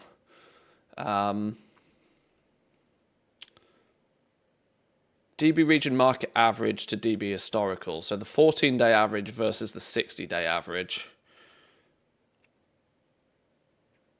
Or DB recent versus DB region market average. So the average price in the last snapshot versus the average price over the last 14 days. Now, on most of these realms, I don't have localized pricing data. So I'm not going to have DB recent. I can't be using DB recent in the price sources because they'll error out. DB recent and DB market price are things I can't use in the sniper string because I just won't have those data snapshots. I think. Am I right in assuming that?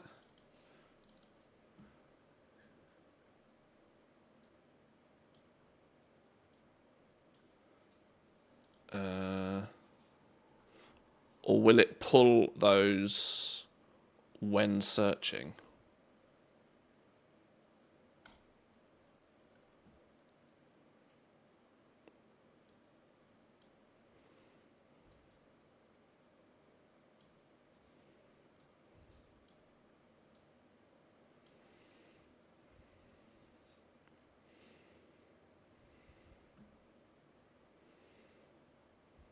Yeah, it's not pulling in DB recent prices for most of this stuff.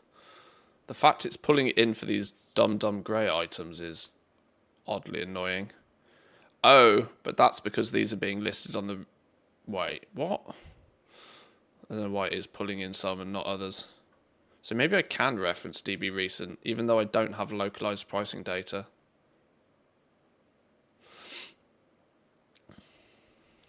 Yeah, comparing the average price of the last 14 days to the average price of the last 16 is probably good for transmoggy stuff, but it still might not do much to filter out shorter term. You almost want trend long and trend short as two custom price sources, maybe.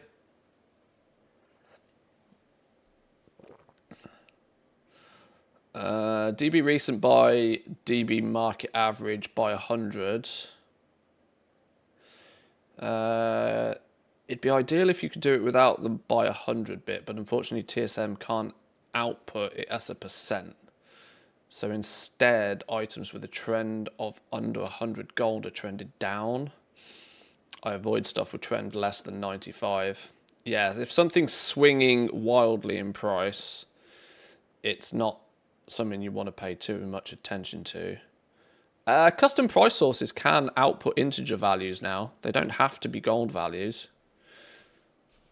I don't know how recently that was changed, but it's a thing.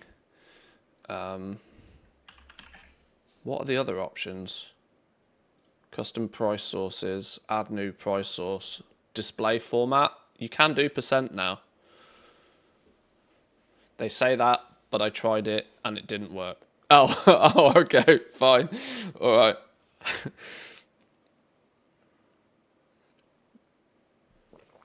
Fair enough. Fair enough.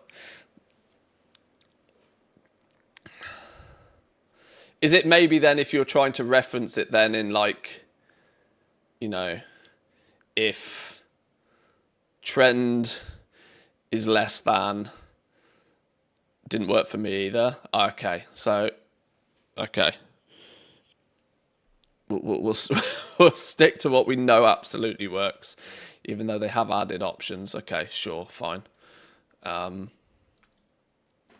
For example, I've done similar things before. Now, actually, TSM, one of the updates they did make not that long ago, was adding the little trend indicators to the tooltips. So like a gold-plated shank here. Hang on, let me make the screen a bit bigger. The gold-plated shank here, you can see the market value is minus 12% right now. But the region market value average is up 33%. Those little trend indicators they added not too long ago. But there's no way to reference those, I don't think, in other strings. That it's just display data. But you can still do, if trend is less than 95 gold, slap in string. Yeah.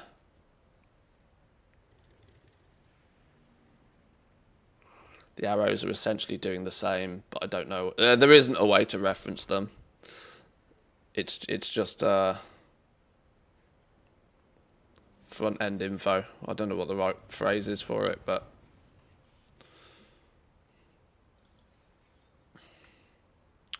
okay, so yeah, some sort of trend, ignoring items trending down.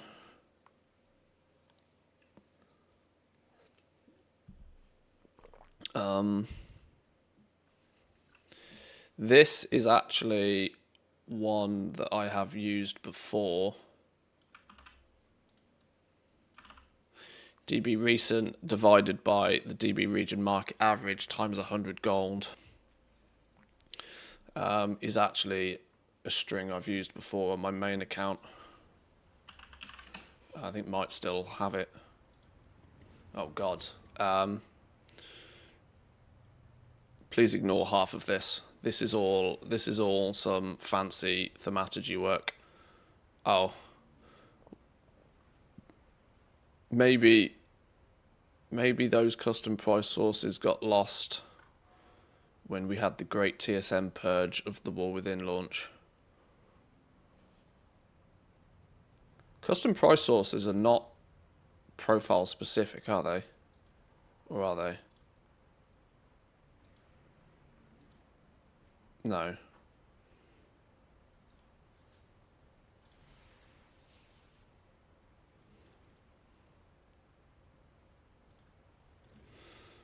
Okay. But yeah, ignore items heavily trending down.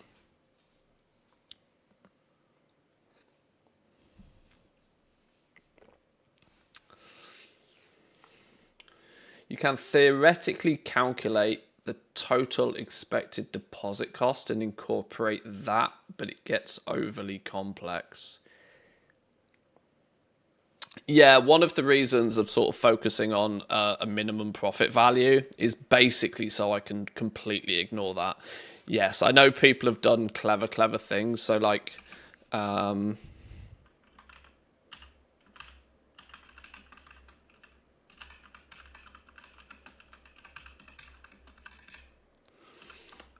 this is something that's entirely possible. And the way people have done it before is that they take the vendor price and they multiply the vendor price by 100 or something to give a value. I can't remember the logistics behind it, but you can take the basic vendor price of an item, convert that to what it probably costs you to list it. A 48-hour listing is 25% of the vendor price, I think. You multiply that by an expected amount of times to sell the item. You can even then cross-reference that with the sell rate to try and then you can generate a price that anything under that price you flat out. Far too much like hard work. It's a possibility, but far too much like hard work. The reality is if you only buy things where you know that even if the market fluctuates a bit, you still get some profit out of them, will cover the cost of things that maybe accidentally get listed a few more times than they should do. I think if you have to start caring about this, you're probably not building enough. You're probably not making enough profit off the stuff you're flipping in the first place. It's why, yes, calculating expected deposit fees into the equation is something you can do, but I'm going to absolutely choose to not do because it's far too much like hard work. The dumb grey items have a lot of value. They are. It depends how you consider value.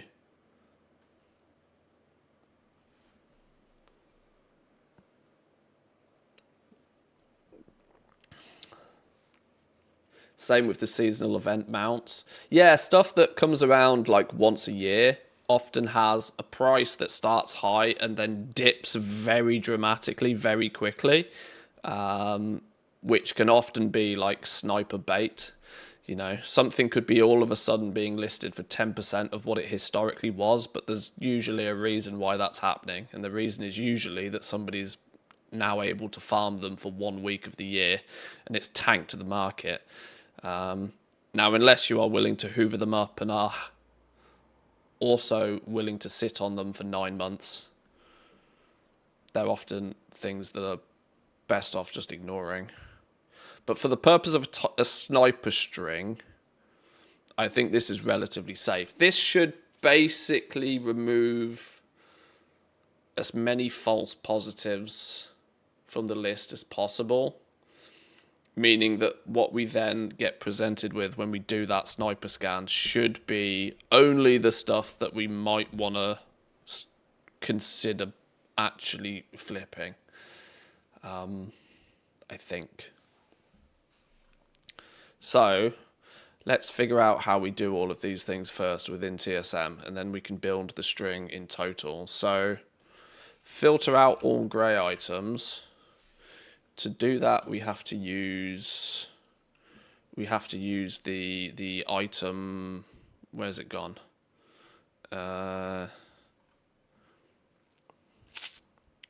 There's a. Where's it gone? Item quality. Item quality is represented by a number between 0 and 5. Greys are 0, commons are 1, uncommons are 2, rares are 3. Epics are 4, legendaries are 5. So we want item quality, if greater than or equal to item quality 1, yeah. So we need item quality.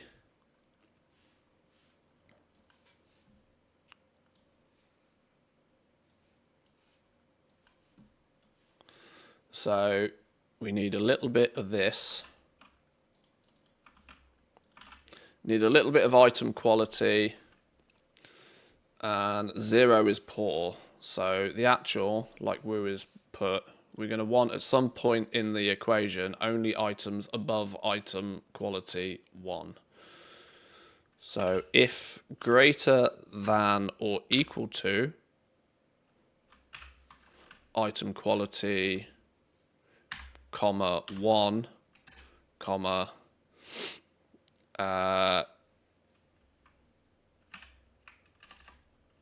where's the angle brackets? Where have they gone?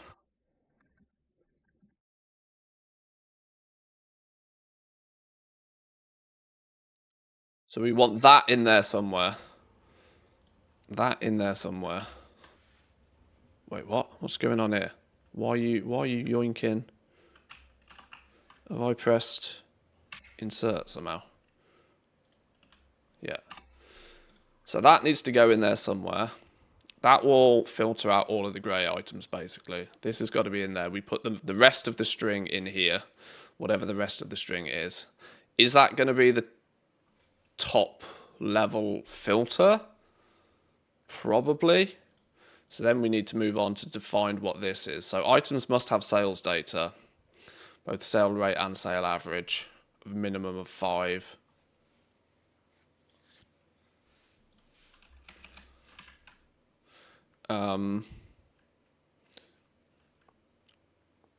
This is the same again. If greater than or equal to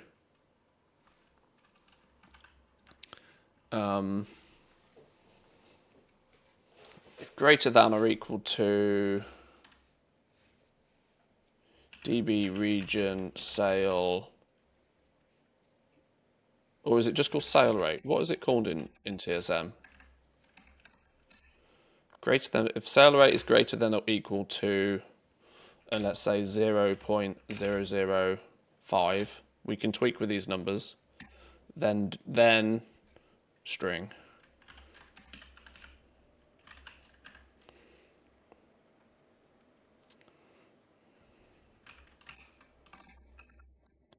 Okay.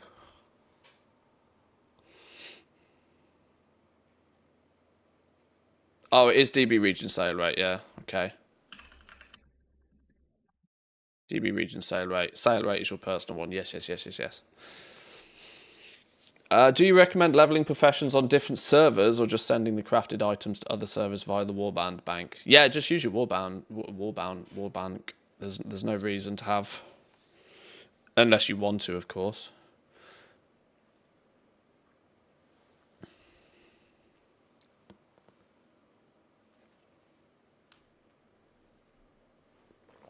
$12 is 15% of vendor sell, but with a minimum of 1 silver. Is it 15, 30, and 45% of vendor sell then for 12, 24, and 48 hours? Is that what it is? No, it's 15, 30, and then 60, isn't it? I think. Piece of candy.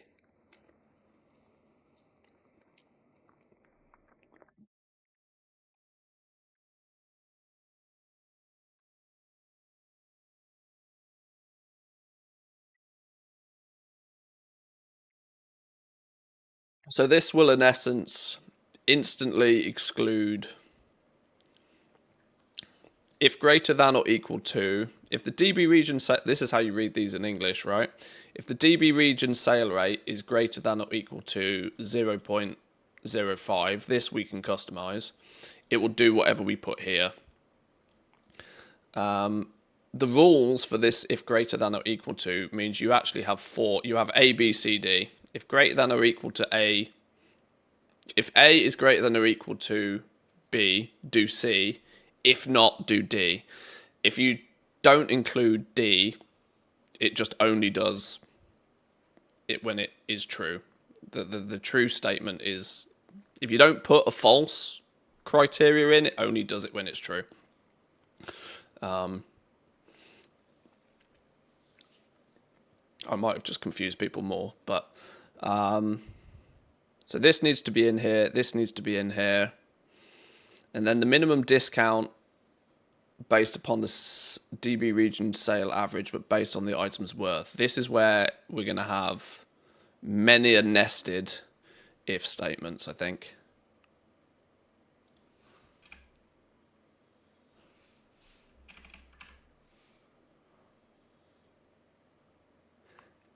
If you don't put in the D.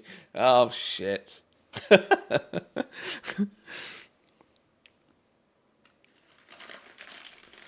Right, so let's decide what discount we want based upon the value of the item first. I'm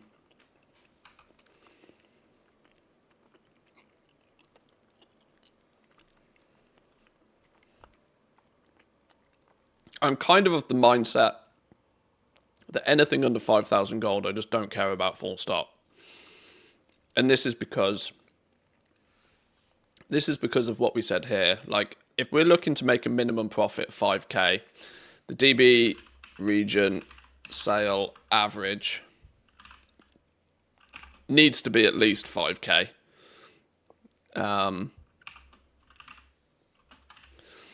If an item is worth less than 5,000 gold, it's really not worth our effort to try and deal with it.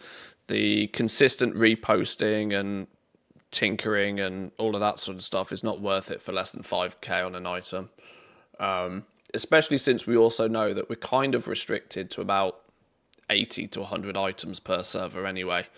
And if you fill up those 80 to 100 items with things worth, 400 gold, there's no point doing it. So we probably want items that are at least 5,000 gold in value. But then, what are we going to look at? Discount. So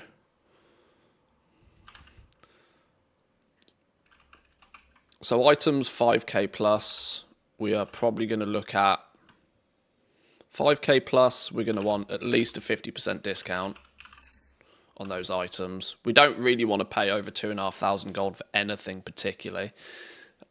We want a pretty sizable discount on the cheap stuff. Where do we then want the next tier to be? Do we think like 15k or 20k? Items between 5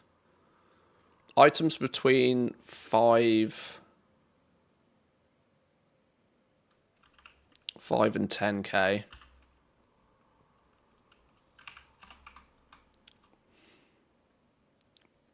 So items up to the value of 10,000 gold, we're going to want like a 50% discount on them. Items 10k plus, should probably phrase it like this. 10k to whatever the next tier is, probably 10 to 25k. We'll take a 40% discount on before we consider buying it. 25k to 50k, a 30% discount. We can tweak these numbers, but we're just kind of like, you know, the point of doing this is just to kind of write out in relatively plain English what items we would want to buy, and once we've figured out the English, we can convert it into TSM code. But it's sometimes easier to figure out what it is you want to do first than jumping straight into trying making TSM strings.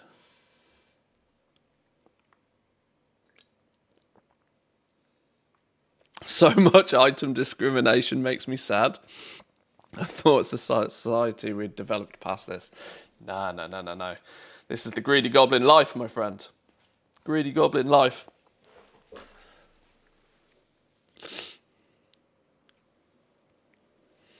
Something like this. Or what magic has Wu got for us here? Something exactly like this.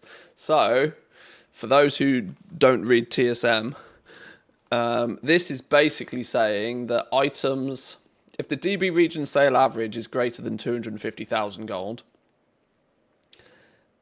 you want it to display in the list only at prices below 80% of the DB region sale average. So this is basically like saying you want a 20% discount on the really big expensive stuff.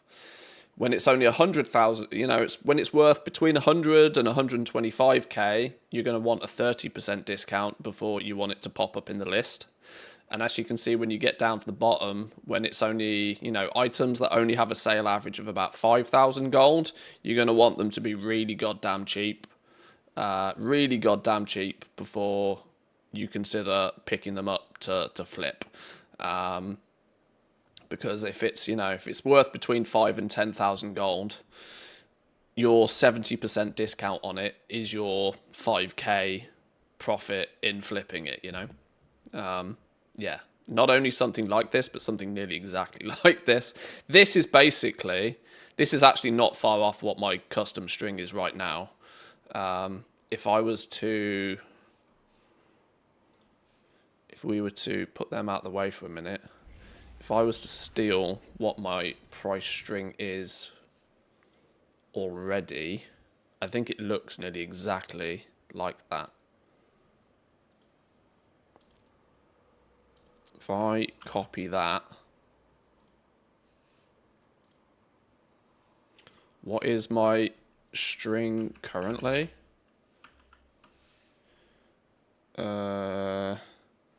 So my current string, if we get rid of that,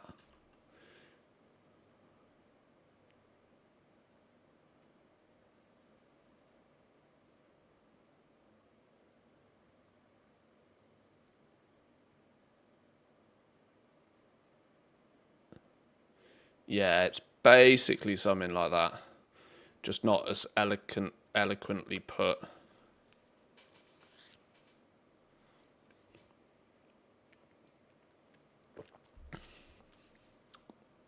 That hurts my brain just looking at it.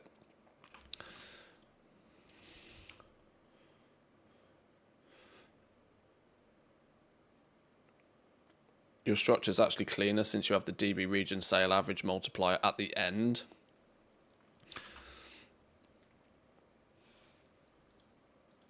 When Wu tells me it's cleaner, I trust him.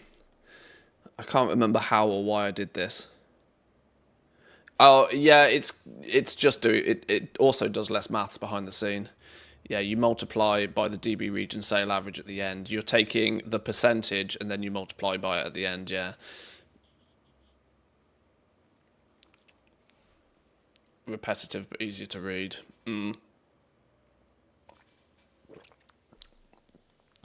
Which means I might actually still continue to use this, albeit slightly tweaked.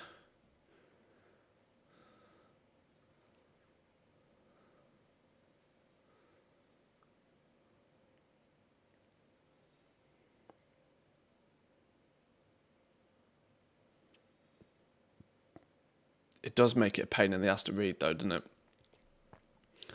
How many categories have we got here? 250, 250k, 100k, 50k, 25, 10, 5, and then 2,000, and then 1,000. I want to get rid of these cheap ones. Like I said, I'm really not fussed about items under 1,000 gold. I'm really not fussed about anything under 5,000 gold.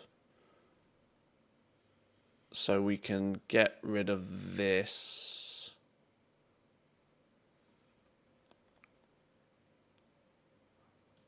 I think that is what we get rid of.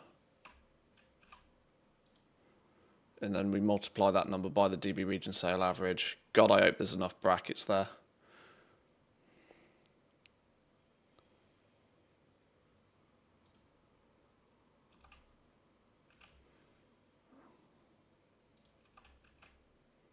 We can make it easier to read here.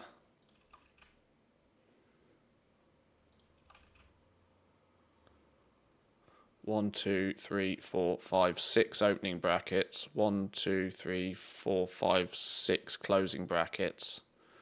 And then we multiply it by the DB region sale average.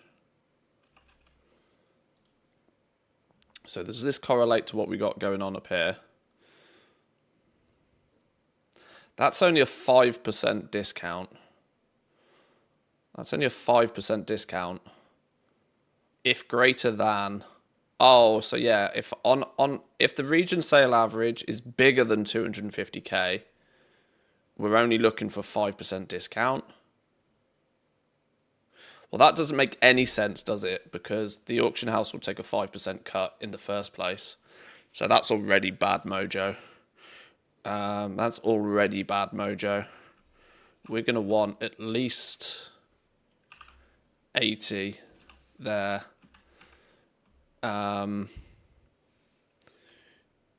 Which means items between 100k and 250k need to probably be a 25% discount on them.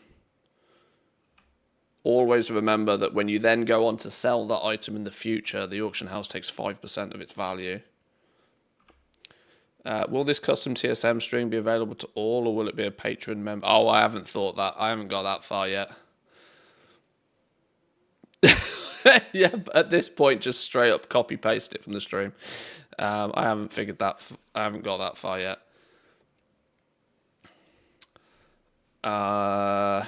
Items between 50 and 100k will take a 35% discount before we want them to show up on the sniper scan. Between 25k and 50k, 60, and then items between 10k and 25k, a 50% discount, and then items between 5 and 10k, there's going to have to be like at least a solid 60, if not 70% discount before I care about buying them. It's got to be that it's worth like 8k.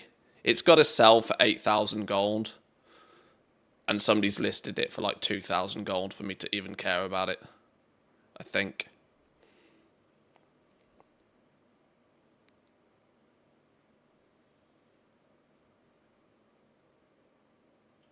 Yeah.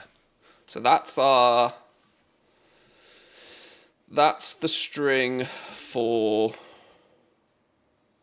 making sure that we get the right discount on the items we want to see. So useful, kind of like class 2 after class 1 that we had yesterday. I'm glad it's useful. TSM is one of those things that you can start off. This is why nobody ever has a completely finished, totally polished TSM setup, because you can always level it up. You can always level it up, but by the time you've got it leveled up, by the time you've figured some stuff out, it's such a powerful piece of kit to have. Yeah, I mean, because everybody starts with, like I spoke to you yesterday, everybody starts with hard-coded values, and that's the first hurdle to like get over. That hard-coded values are great in very specific circumstances, but the sooner you can get away from using hard-coded values, you start learning what all these market prices and price sources can be used for, and your world will change.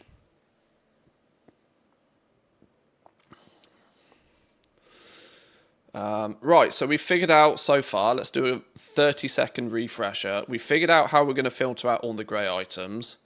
We need an item quality filter, basically saying that unless it's quality 1 or above, quality 1 refers to uncommon, so white items. White, greens, blues, purps, and oranges technically. But it's going to filter out all greys by default. There are some greys that have some value, but they're so few and far between, I'd rather just pretend they don't exist. So we'll filter out any grey items. Then we want to say that all items actually have to have some sale information. We don't want to be shown stuff that just basically never, ever, ever sells and nobody ever wants. So for that purpose, we're going to have to then say that the sale rate needs to be above quite a low value, to be fair. But we want there to be at least some sale information on there. And then once we've got that, we slap the rest of the string in this bit. The rest of that string is probably going to be what we have here, saying that we want there to be a bit of a discount. The purpose of a sniper is to find the items that are selling for cheap. So we want to incorporate some sort of discount on the items so that we can then take them somewhere else and flip them for a profit. That discount, though, we want to be able to stagger in different tiers depending on the value of the item to begin with. And so we can do that with something along this lines, which I've tried to make it look a little bit less complicated. But items between these different brackets, we want a steadily, the cheaper the item, the bigger the discount, basically. Next, we need to then figure out then, how do we ignore all items as well that are heavily trending down? So something could be, we could be getting ourselves an 80-90% discount, but if it's heavily trending down, we want to ignore it. We want to filter it out before this, actually. So this is the last part. This bit needs to technically go before this, really. You want your filtering at the top. You want to filter out the grey items. You want to filter out the shit that doesn't have sales data. You want to filter out the stuff that is heavily trending downwards. Then once you've filtered out all the trash, then you want to look at the rest of the items on that list and then determine the discount that you want on them. This is sort of, these are your qualifying attributes. And then once you've qualified that an item is something that you might want to pay attention to, is it cheap enough for you to care? So I think we're going to use... Do we use a short-term trend or a long-term trend? Do we decide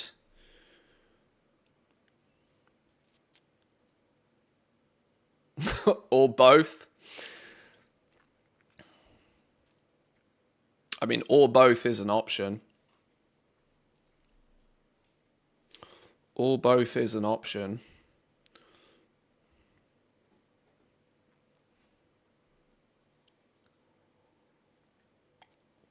The problem I see with using an or both approach is when we get brand new items. Brand new items that don't have 60 days of data will be instantly excluded, instantly filtered if we use a long-term trend or an average of the two.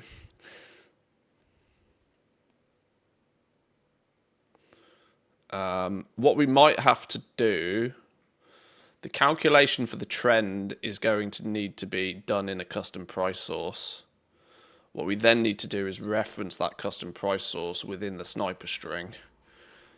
But it's the same scenario again, that we're going to have something along the lines of this, where we are saying that we'll make a custom price source called trend.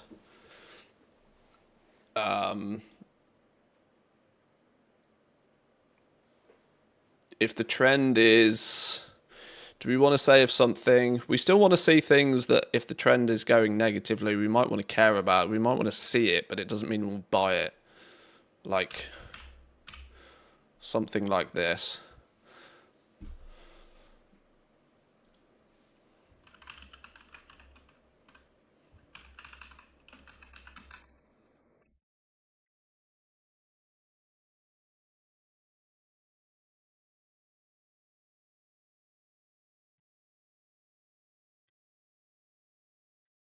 Because DB market average prices generate instantly, but are often skewed until there's at least 14 days worth of data. DB recent prices will happen as long as the item has been seen in history. Oh yeah, it will be if less than, yeah.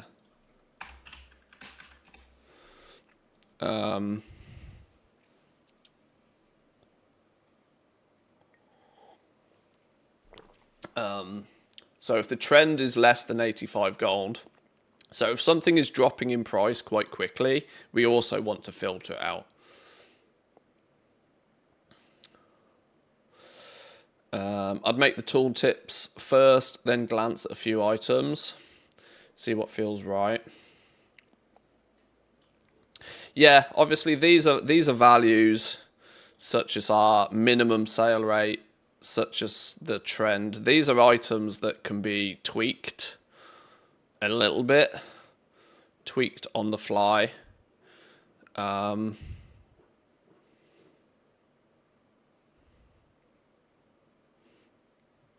This is the advantage of building like one big string, which you kind of have to do with the sniper string anyway. This is, I think, why a lot of people don't muck about with the sniper string, because you have to do it all in one go, which is, you know, even for somebody that knows what they're doing, can be quite daunting. Alternatively, you could use the trend as a multiplier instead of an excluder.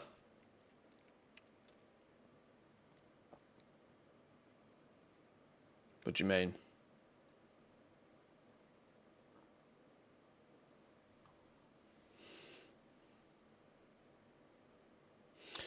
Oh, being that if it is okay, so sort of building it more into the discount sort of thing.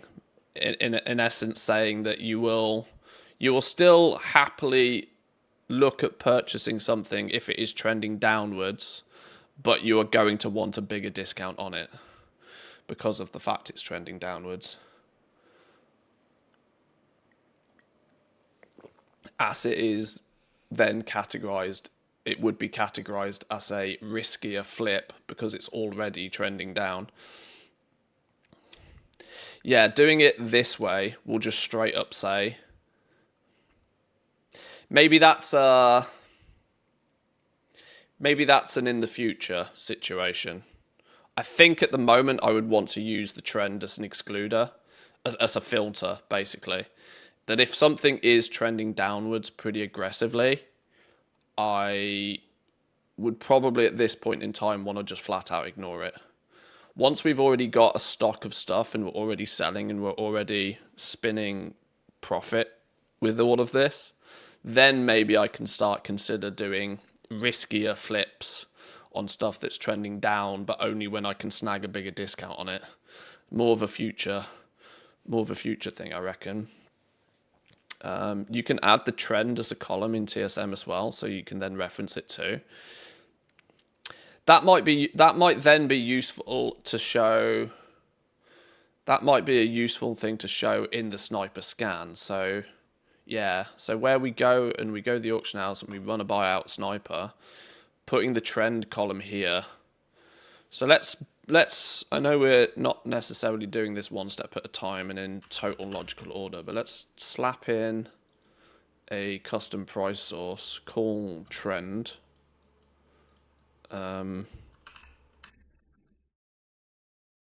What did we say it was going to be? DB recent by DB market average by 100. So that will give a gold value.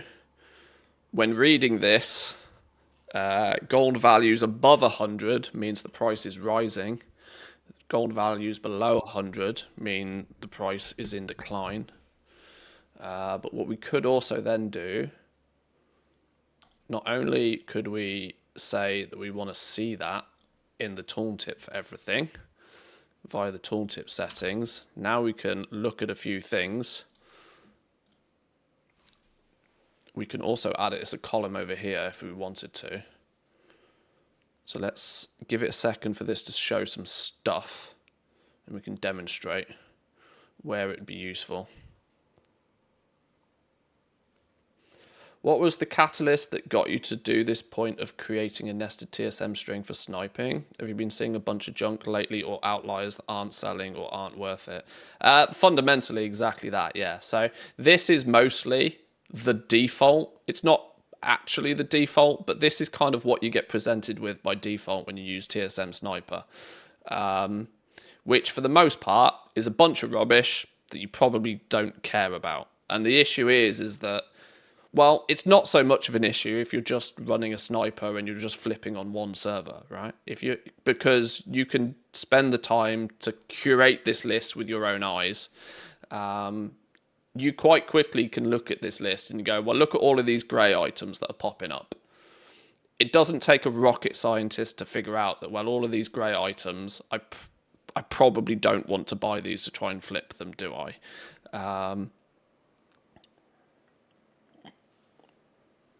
So if you're doing this just on one realm or two realms or flipping on a couple of realms, you can curate it with your own eyes and be like, okay, no. Oh, yes, I might be interested in that.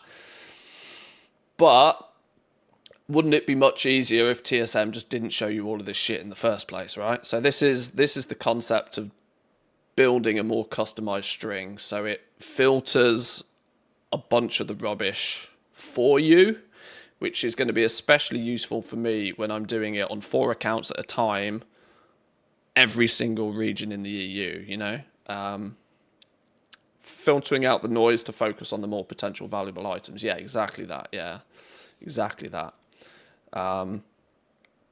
So what we can do within TSM is we can add some groups here. So we can then add a column. Let's take away the DB recent for a minute because we don't really need that. This is the sale average column, but we can also add in a column, custom price source. We can add the trend value in here. So trend gives you valuations based upon whether an item is going up or going down in value.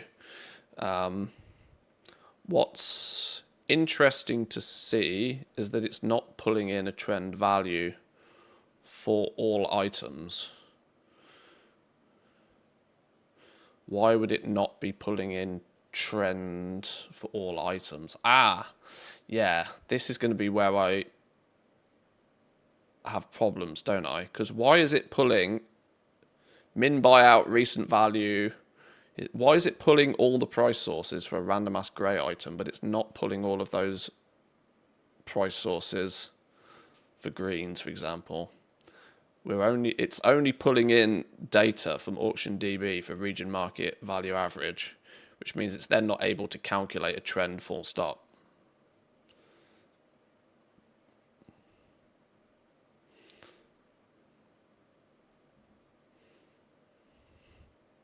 Doesn't have historical.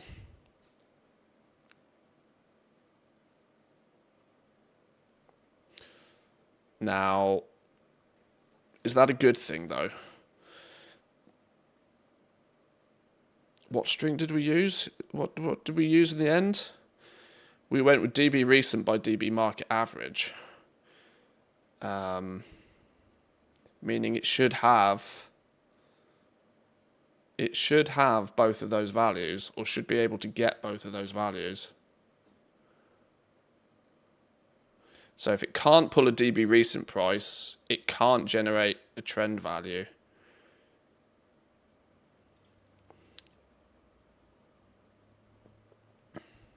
Which is annoying.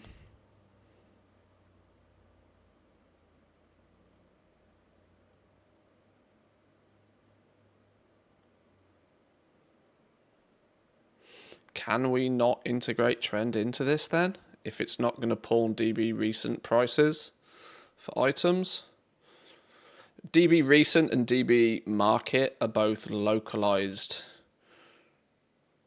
local price sources, which if I don't tell TSM to track local price sources for every single server, it's not going to have them.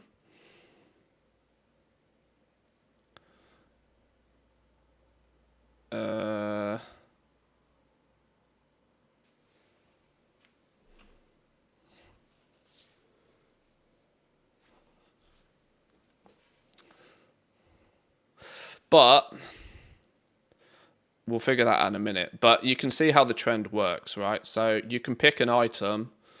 The closer an item with a trend value of exactly 100 gold means it's a very flat market, very well established. Like the price isn't really moving at all. But then you'll find something, for example, like what do we got? What's a good example of this?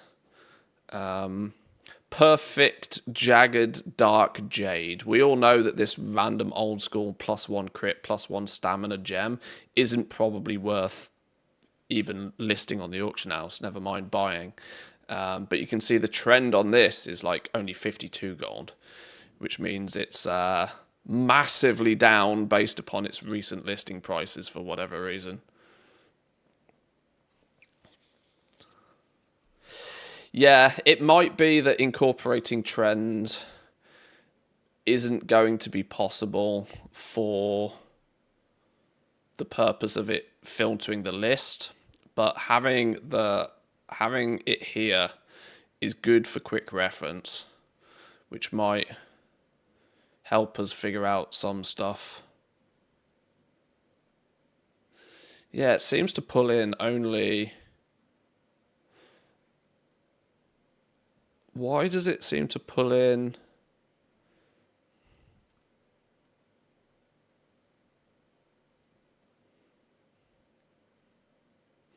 Doesn't really want to pull in DB recent pricing on any of this, does it?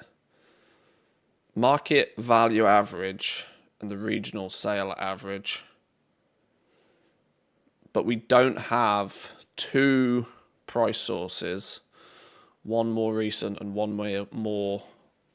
We don't have two prices to compare against to accurately get trend, which is a touch annoying.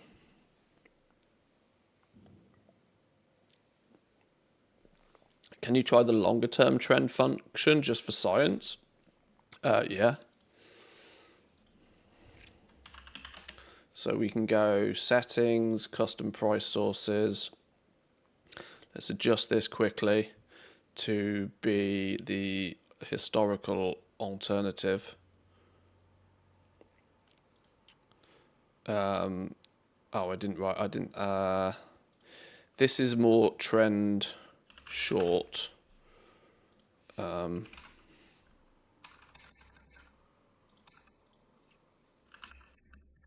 Trend long could be DB region market average divided by DB historical, I think.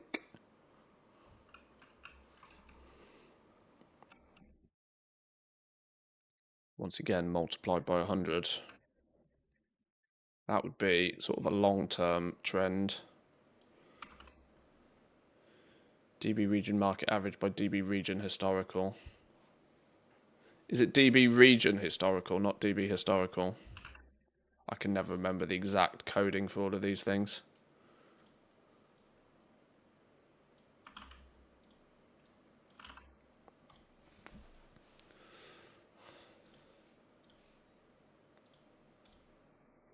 Run it again.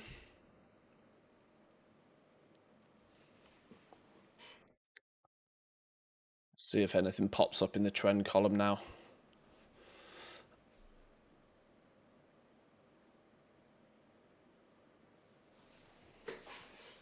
Yeah, the reason I don't want to use DB region historical actually in the sniper string though is because it requires items to have at least 60 days of data for that to populate, which will basically filter out everything that's brand new, which I don't really want it to do. Now it's pulling in a trend value for everything. So the there's clearly historical data for all of these items. It's just not because DB region market average and DB region historical are both region based price sources. Neither of them are local realm price sources. So maybe the trend long is the one that we use for the purpose of tooltips. You know, for the purpose of the column. I still don't think I'm going to build it into the actual sniper string though. For like I said, it will automatically filter out anything that's not got 60 days of data. I think this is why I end up using this one long term. Yeah, you can see it's clearly pulling in the right stuff. So here we can see on bigger ticket items. So here, Pillars of Might, currently 25k buyout price. Pause this for a minute. Pillars of Might, currently 25k buyout price. DB region sale average of 110k. 0.01 sale rate on this though, which means that that would set off alarm bells for me automatically. And actually, with the sniper string that we are curating, would actually filter this item out because the DB region sale rate is far too low for us to care about. It's a very good price based upon what it has historically sold for, but I'm somewhat convinced that that price is BS. The trend also indicates that it's trending down in value generally as well. So that's where you want to be slightly sus of this sort of stuff. Kaz posting. It's so funny when I see names that I know. But yeah, our filtering would just filter this out, full stop. Based upon the fact that, yeah, 25k is a nice big discount on this sale average, but something still feels a bit fishy about this based upon the fact that one of these has sold for 110,000 gold at some point in the last 60 days. But one. One has sold for 110,000 gold, and that is skewing all of the data. I spoke about this yesterday. I think yesterday, maybe the day before. When you know in this level of detail exactly how TSM works, you can actually start you can technically start fixing things, right? You could, for example, on one of these, if you had a bunch of these in stock, I'm not suggesting people do this, but this is an example of what can be done.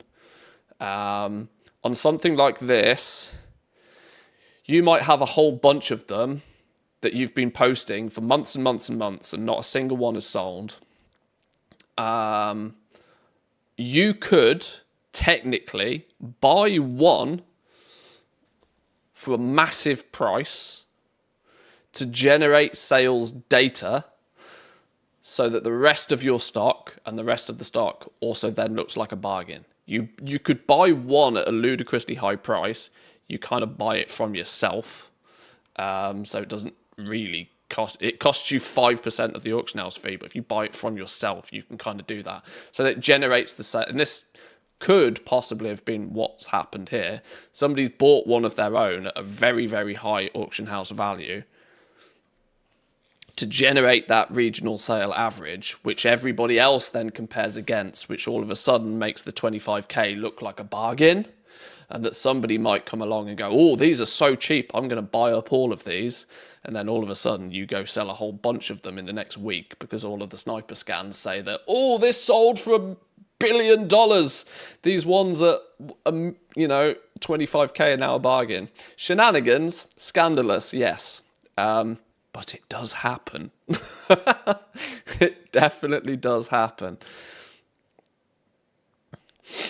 Almost like somebody buying up all the stock of a single item, pushed up the region value, and then they bought a couple of their own auctions. Yeah. There's some real shenanigans that can go on. But this is why we want to filter out stuff that feels sus.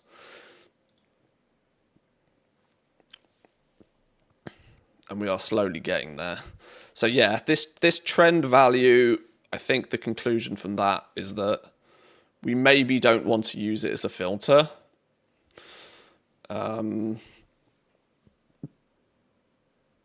So the solution is not going to be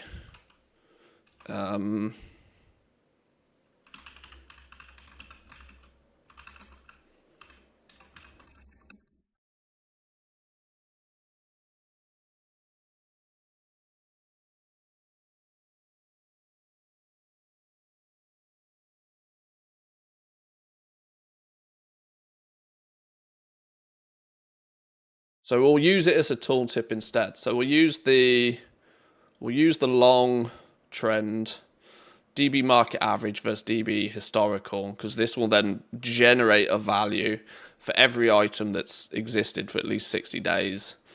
It won't generate a trend for brand new stuff, but you can't really expect there to be a trend for brand new stuff. Alternatively, if you did want to build it into the string, though, this is how you'd do it. I think I might hunt out some shitty epics with only 20 listings and try this. Like I said, it definitely happens. It definitely happens. You take some piece of trash that absolutely nobody wants, that's valued at 5,000 gold a piece. You buy all 20 of them. All 20 of them. You then post one for 100k, and you buy it on your second account, which generates TSM sales data for it, which means the next day it gets presented to everybody as a deal, as a steal, as the sale of the fucking century, and out of nowhere you take an item that hasn't sold a single one in 60 days and nobody wants, and all of a sudden, if you're really shenanigans, you leave a whole bunch of the super high price listings for about 14 days to generate a really high region-wide average price, and then you just drop them all down to 25k. There's so much shenanigans you can do. This is where sometimes the best deal, you have to just use your brain and figure out that it's not the best deal. But it definitely happens. Okay. I think what we have then is all the tools to build the actual string properly then. So our top line is going to be to filter out all the greys to begin with. So let's actually build the string.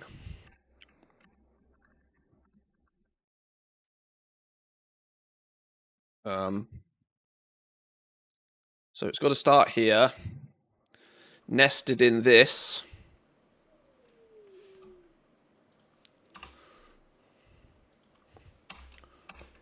Nested in this, we are then going to have our minimum sale rate.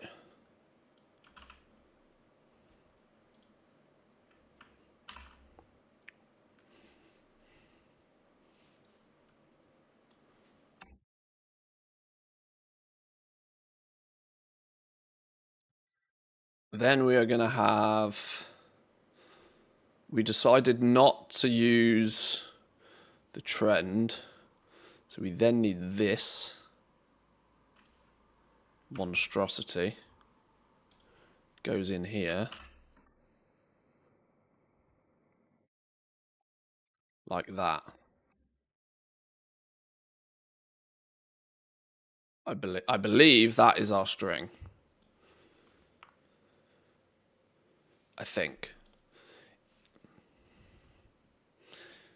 This filters out greys. This filters out stuff that doesn't have a significant enough of a sale rate for us to care about.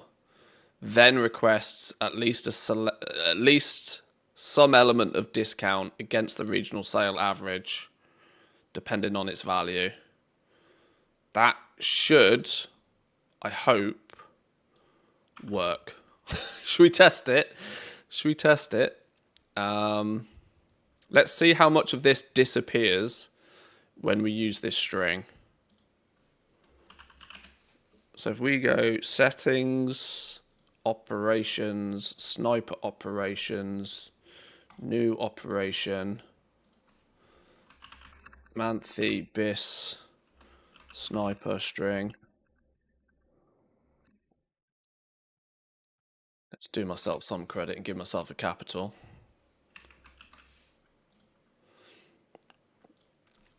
And let's make myself not look like a total fool by spelling string wrong. Delete that and paste. Oh, unbalanced parenthesis, of course. Always unbalanced parenthesis. What have we missed?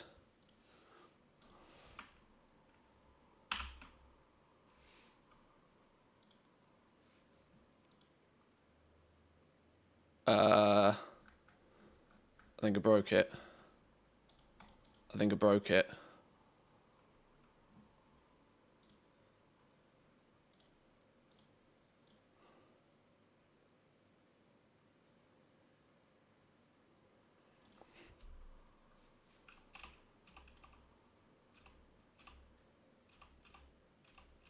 What? Why is it deleting it from the middle? What?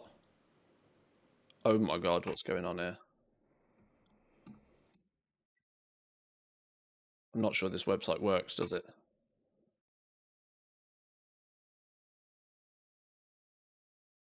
Stop cleaning up my shit. Ooh, I don't think the website works.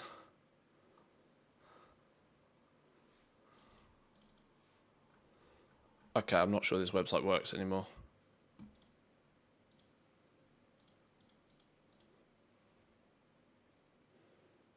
I'll use Notepad++.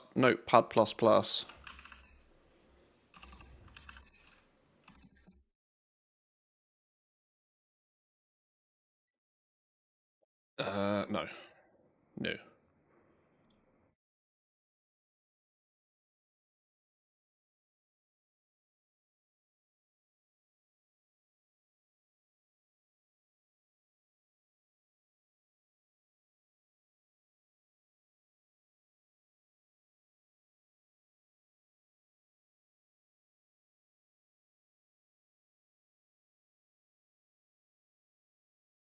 I don't know what I'm doing. I think I've just got one more than needed. No? How do I know how?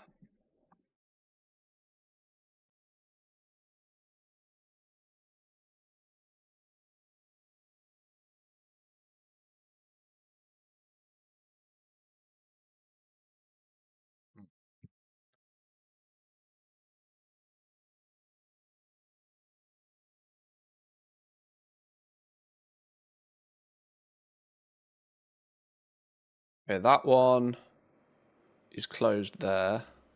That one is... Oh, what?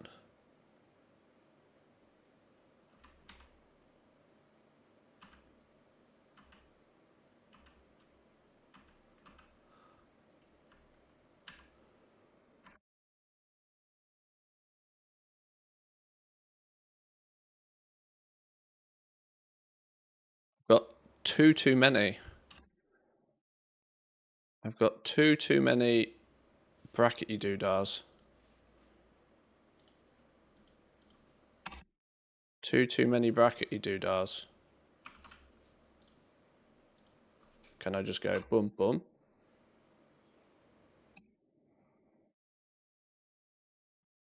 Now it's happy. Now it's happy.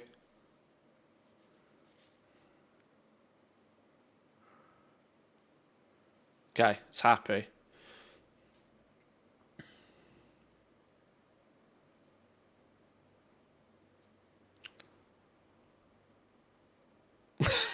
Don't touch it.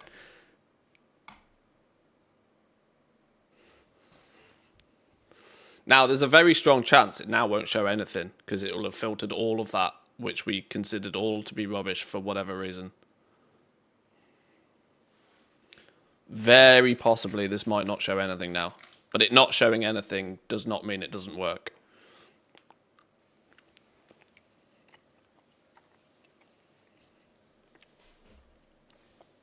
Okay, it doesn't work. Stop. Undo. I know why it doesn't work. We didn't apply it to the flipping. We didn't change it up here. We didn't change it here. It's fine. Wait.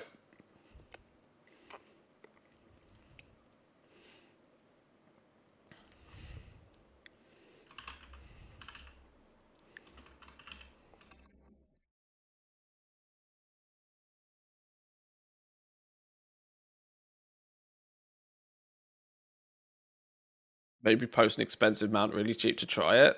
I'll let you guys do that. I'll let you guys have a go.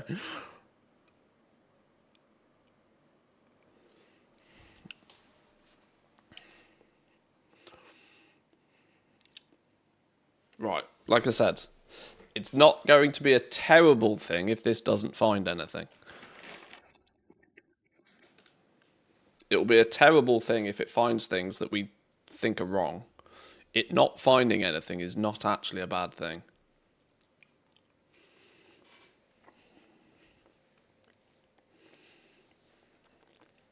Test it on Kazakh or Dra- Yeah, I should go test it on a big server where there might actually be some stuff, yeah.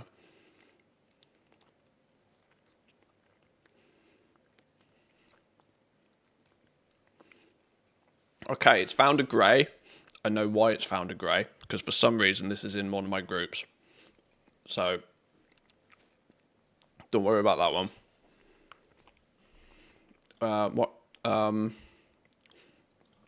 What I should actually do to properly test it is take... that's going to be annoying. Take the sniper strings off these. I don't really want to do that. Alright. I'll just have to live with it. Yeah, the grey's there for a reason. The grey's there because I've got custom groups that have the old sniper string on them still. If it's like, this will only show up. This is to filter out all of the stuff I haven't made a fancy group for, basically.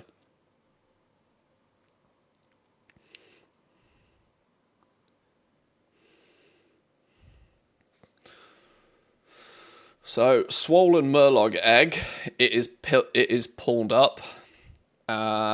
Its regional sale rate is 0.006, so it's above the 0.005 threshold. It also has a sale rate of 30,000 gold, a region market average of only 3,000 gold, weirdly. That's a very high sale average based upon its region price. Its trend, we can see here, is 105, indicating it's rising.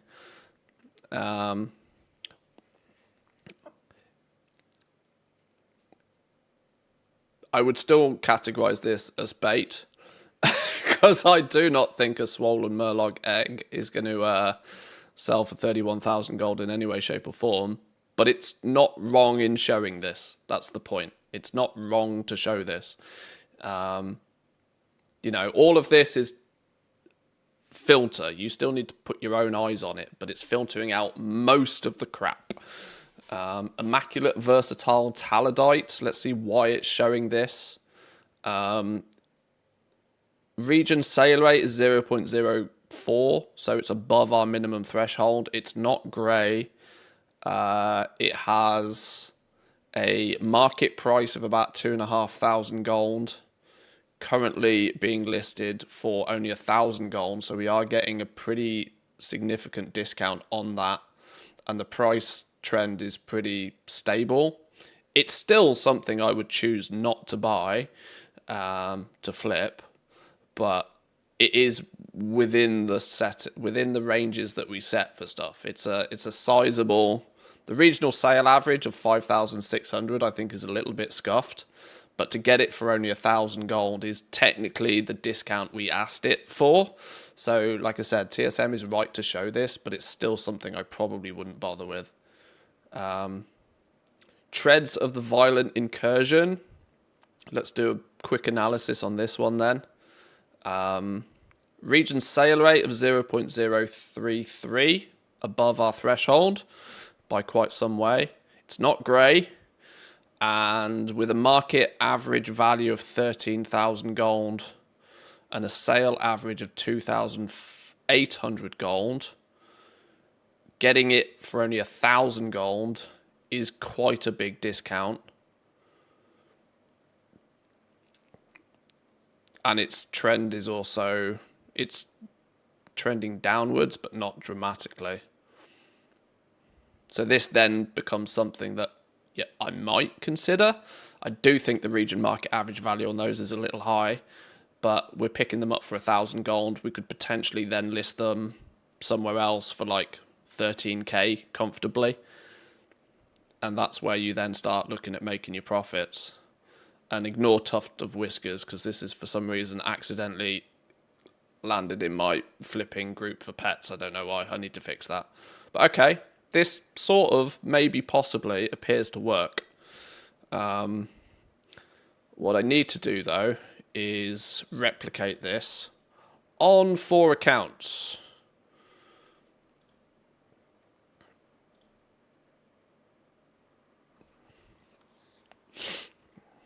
But more importantly, before I do any of that, I've got to go take a pee. I'll leave this up on screen, so if you guys want to steal it, you've got about 2 minutes to steal it before it comes off the screen. Just saying.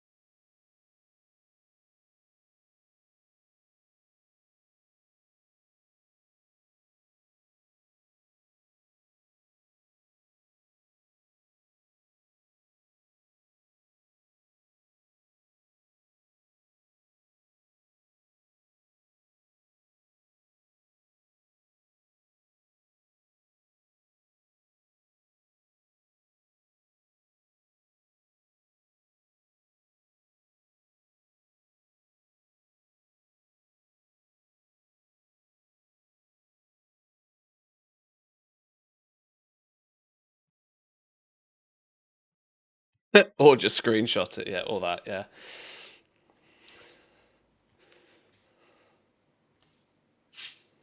Okay.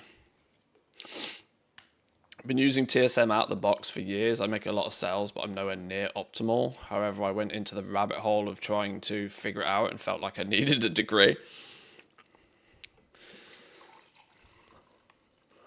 There's not much within TSM that I don't know how it works.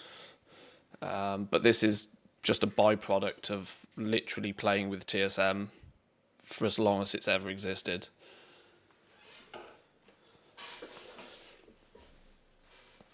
I've never tried to take the university course in TSM and learn it fast. It's just, I don't know. I've played the game for 20 years. How long's TSM been a thing in the game now? Probably nearly 15 years.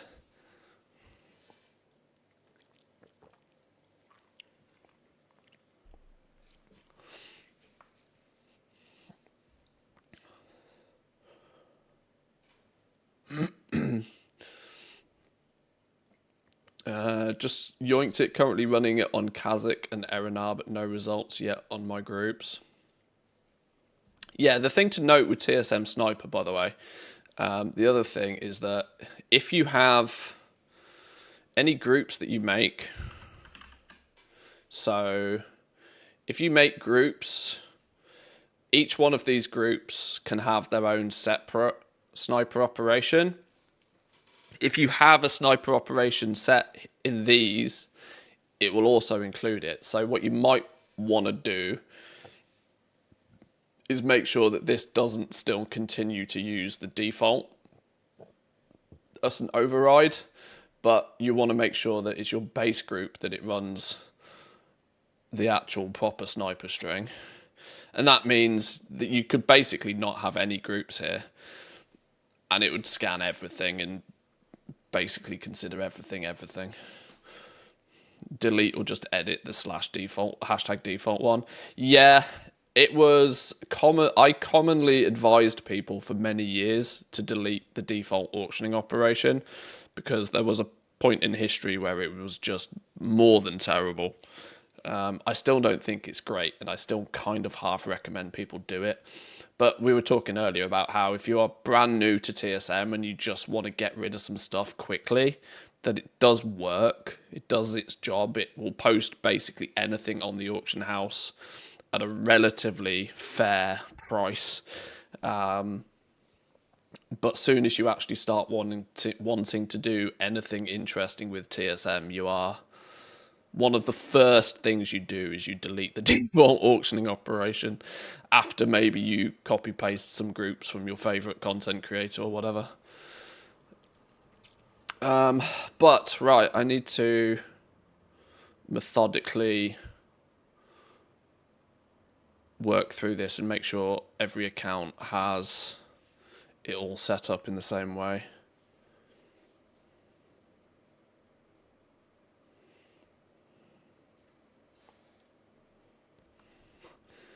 How to learn TSM, be old. Basically, yeah. Something like that. Right, this account. TSM, settings, custom price sources, new, trend. Shit, what did we have that as? We're using trend long because it seems to work more effectively. TSM, settings, custom price source, new price source, trend, string, paste, go. TSM, settings, custom price source, new, trend, paste, go. We want to...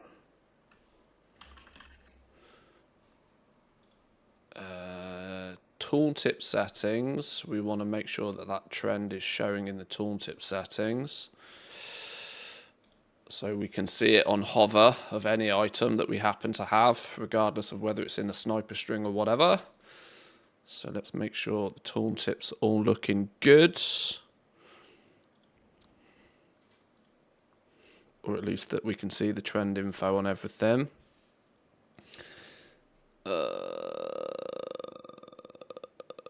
We also want... What do we also want? What do we also want?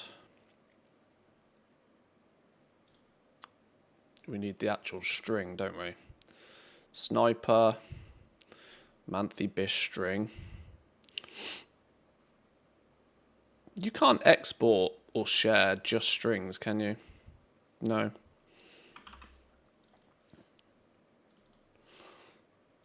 Operations, sniper, new, paste.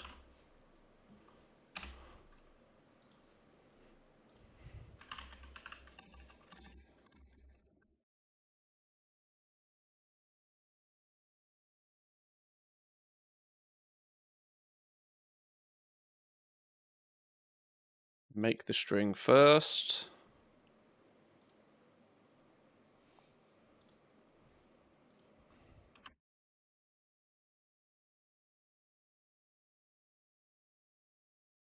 It's remarkably difficult to type when I've got a big full glass of drink in front of me and a microphone.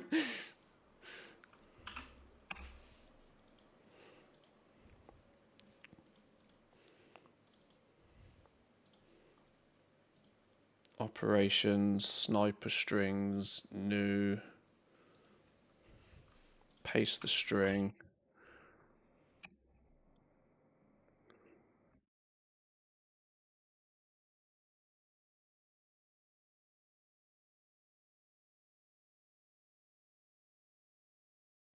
Okay, now we make sure it's applied to the base group.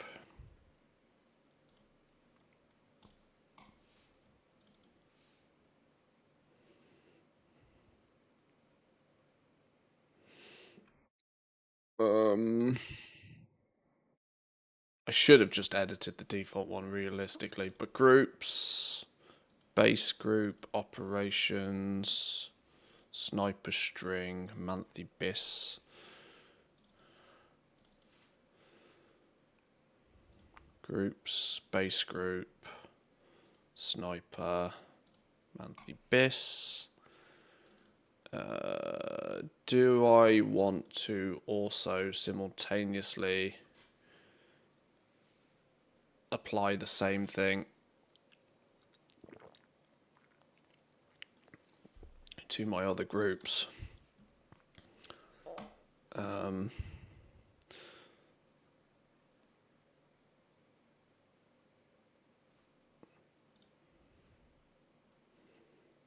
Okay, actually attaching it to base group does replace the default everywhere by the looks of things, which is not something I knew.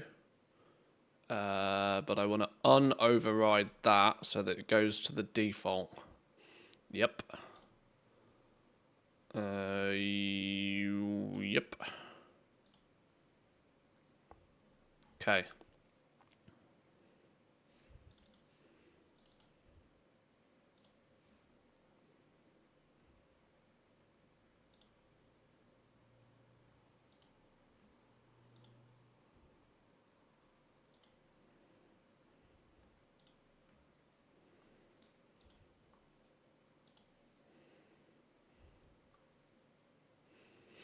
What I can actually do, if I go into this string, does it show attached to base group? This is still attached to weapons. Detach. Lamplighter set is fine. Default is attached to nothing. Be easier to do it that way, wouldn't it? Go into the actual sniper operation here and remove default. That should only be on the lamplighter. That should be on base group. This should be on none of these. That will revert them back to using this one. That's quicker than going through each group and accidentally missing one. Boop, boop, boop, boop. No, you son of a stupid. Boop. What's this button? Open this group. Remove from. Okay.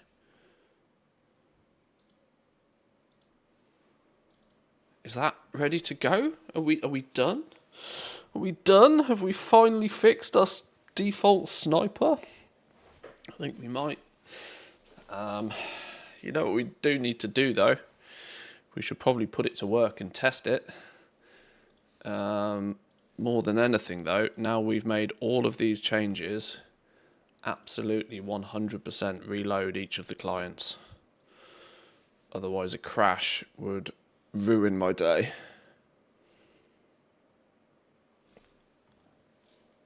You could also just go for a blank profile for sniping. I think you'd even macro to switch profiles. Yeah, I don't switch profiles much. I, for the most part, tend to build everything into one profile, but there's a very good reason why multi-profiles becomes helpful, and that's when you want to treat the same item differently depending on what you're doing, which is one of the things that I've always wanted TSM to be able to do, and it's never been able to. Such as the fact that you can only put an item, one item can only be in one group, has always frustrated me a little bit, because there are scenarios where you would want one item to be in different groups. I'd kind of like TSM to have a tag system so that you could apply tags to certain items and that you could then have separate tags attached to the same items.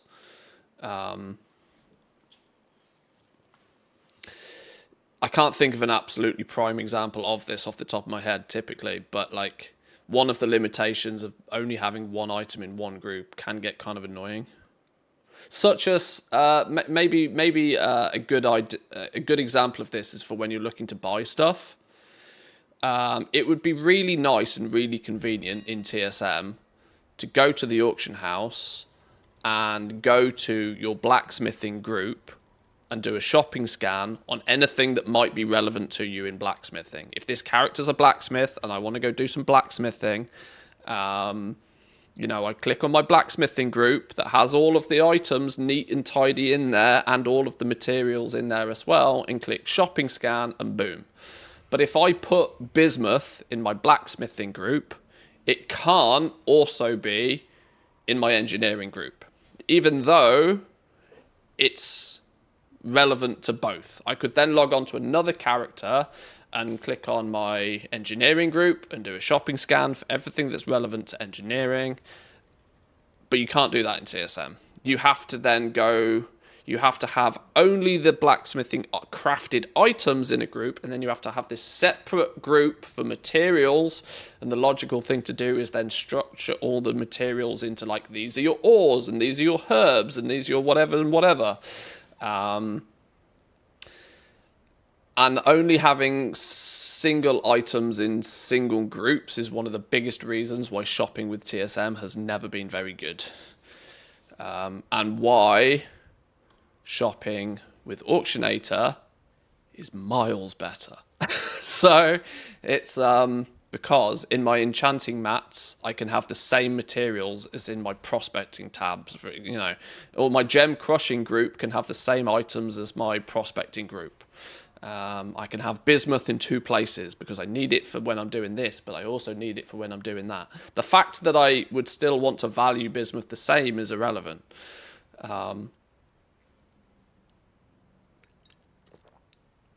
You might want to class a herb as both a flippable itemable and an alchemy mat. Yeah. So like a tag system that I could say that, right, this Hockenbloom, this herb, is both an alchemy mat, but also then if I'm looking to flip items on the auction house, it can be in my flippable group because I know that from one day of the week to another day of the week, there's a big swing in the price, and I might want to take advantage of that. This is where you can do it with profiles in TSM, but it actually means that you end up multiplying the time you do stuff, and it's just not very fluid. Want to be able to have different groups for mailing things. Yeah, mailing's another good example. Yeah.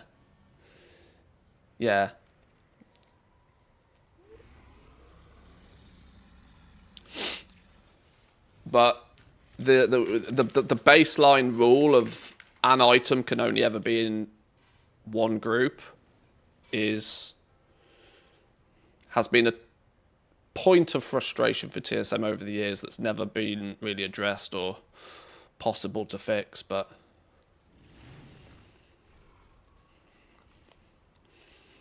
it doesn't matter so much. Like, I'm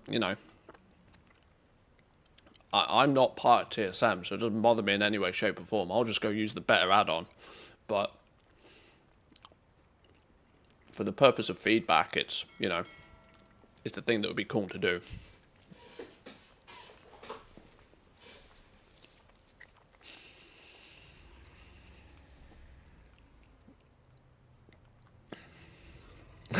TSM fix it.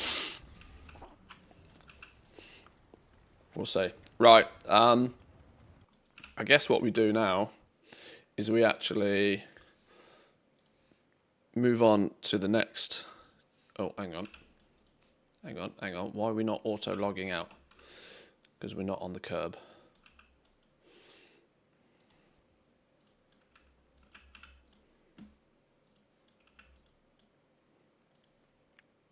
It would have been quicker to just leave that there, but right.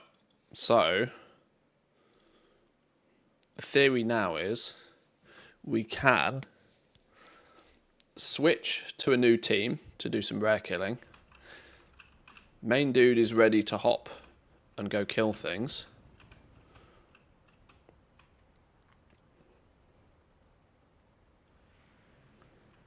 But the first thing we do is we take a side step, we jump on the long boy, we get the sniper running, because it often takes a minute.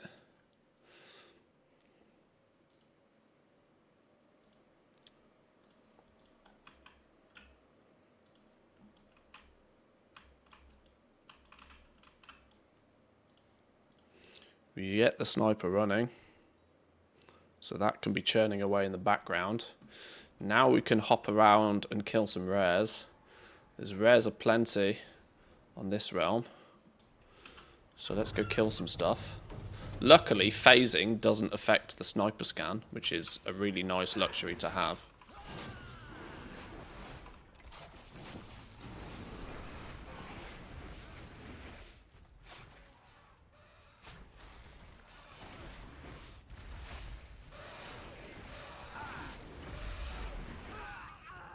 And in the time it takes us to realm hop and kill a few rares, we should have allowed for sniper to have done its thing.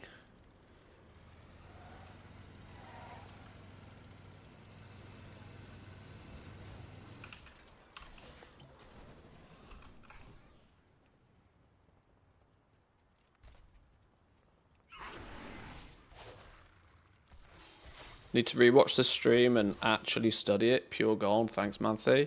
Well, I don't do enough of this like TSM masterclass sort of stuff. And if I'm honest, and if I was clever about this, I'd convert all of this into a masterclass video and then sell it to TSM. Gumdrops the other day was talking about the fact that he's wanted to do like a TSM masterclass kind of series, but because it would come officially from TSM, he'd want to paywall it. To get it done, to make it worthwhile doing it properly. The other solution is I just do it. Ultimately.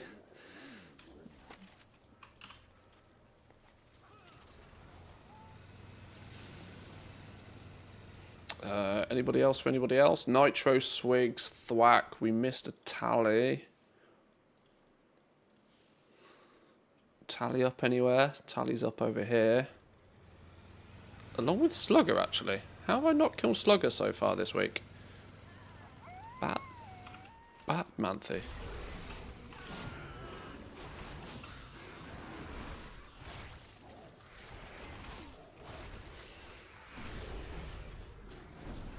I mean, in the TSM knowledge base, my videos are already listed there. But they're so old now that they definitely need an update.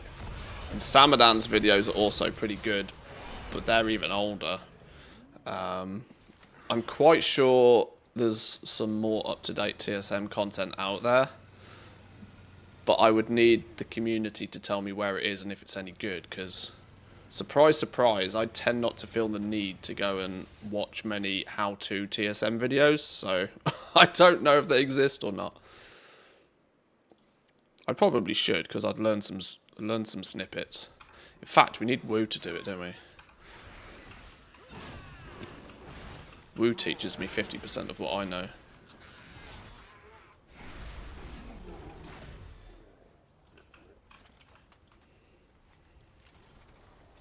Tally's not up on this realm. It's a lie. You lie to me, game. Alright, well, let's assume that we don't get a tally kill. That's fine. But in the last 2 minutes, we've run around. We've killed a whole bunch of rares. Right, we've killed a whole bunch of stuff. Now our sniper scan has gone off and done some things. And we can have a little bit of a look. Those stupid Taladites, it's showing up again. That's because they're on the region wide. It's going to show me these up a few times now. I'm going to just ignore these. Nope, not interested. Nothing on this realm. Yeah, it's going to bring these up every flipping time, isn't it? Sinister Scimitar. What is this? Old school BOE thing randomly. 44,000 gold region market average. 0.01 sale rate. A sale rate average of 6,000 gold. Feels very baitish to me. Very baitish to me. Is kind of roughly interesting though. What's the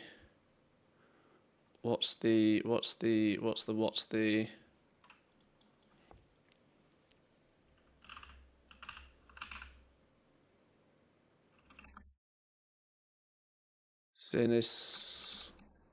Why can't I spell it?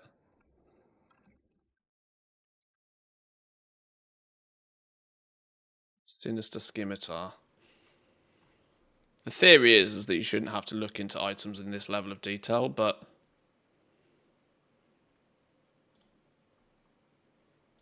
if we go ignore varieties, there's 29 across the EU. They fundamentally don't exist. That is batshit crazy. Is this a unique appearance in any way? Other than it kind of looks relatively cool. Can be purchased in Ghostlands. It's a vendor item. Sold for 8 gold from a vendor. Same model as something else.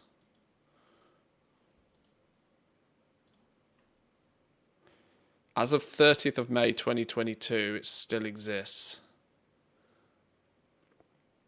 I've camped it on a trial account for 4 hours, clicking the vendor every 15 to 20 minutes and got it. Oh, it's a limited time item on a vendor.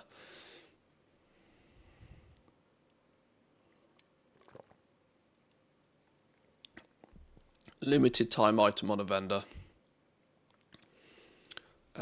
Which means, yeah, cool, but no thanks.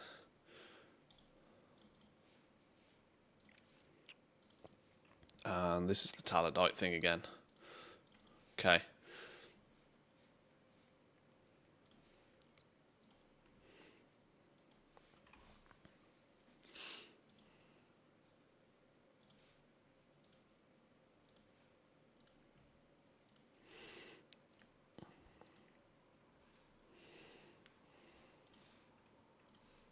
Now, if we had loads of expireds or whatever, we could relist them quickly, but otherwise, back on our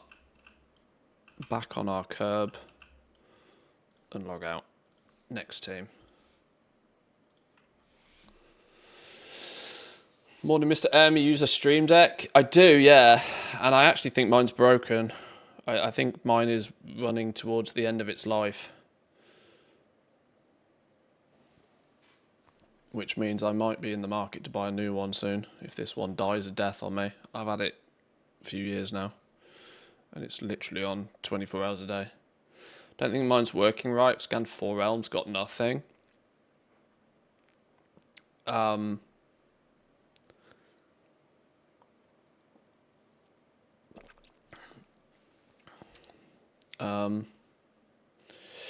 not sure. This is why I'm putting it to test right now. But the concept is, and this is one thing I've heavily considered for years about cross-realm flipping, is that 99% of the stuff it gets filtered out. Like, the actual amount of things that you should probably be paying attention to buying and flipping,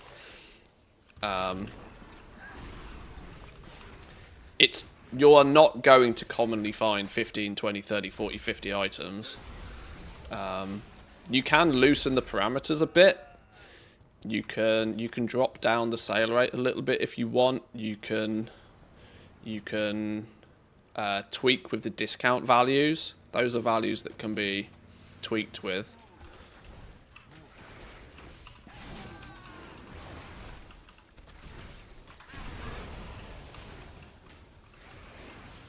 If you want it to filter out less, for example.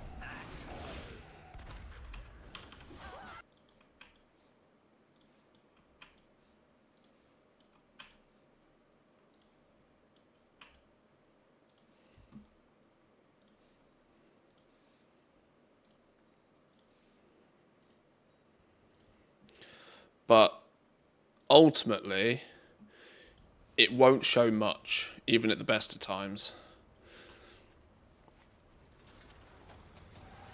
But the whole point of it for me was I don't want it to show me a big list of 20, 30 items. I want it to only show me the actual deals. And it's entirely possible that there isn't anything that's really considered a deal. But like I said, I'm testing it on a few realms now. So we'll see how we do.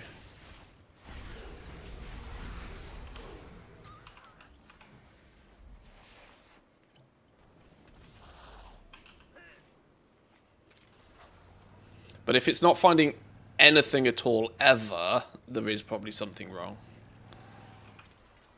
Oh, where's Thwack gone? He was here, but he's not here.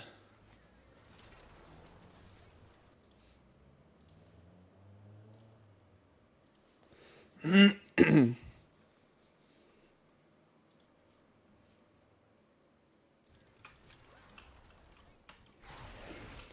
have a look in a minute.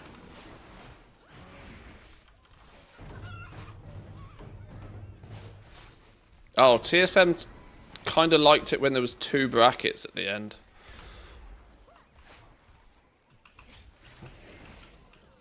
TSM won't actually allow the string if it's not a valid string anyway.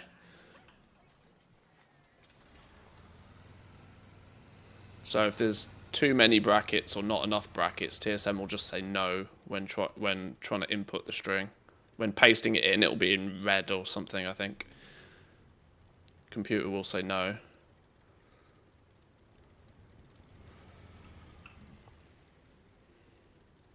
Nitro, Swigs, Tally, and Thwack. We got all of them super fast. Love that. Nitro, Swigs, Tally, Thwack. What's this realm saying? Stupid Taladites, Murloc eggs that we can ignore. 100 gold for on schematics. The sell rate on these is not great, but... sorry, not 100 gold. This is where I've got to be really careful. That's the trend. 2,500 gold for these, but with a regional sale average of like 10k. They're not going to sell an awful lot, but on schematics are always sort of interesting. You can distribute those around a whole bunch of place. Belt of the Long Road, 7k, rage and sale average of 14. It's not super cheap, but the market value on it's like 37. There's a lot of margin in that.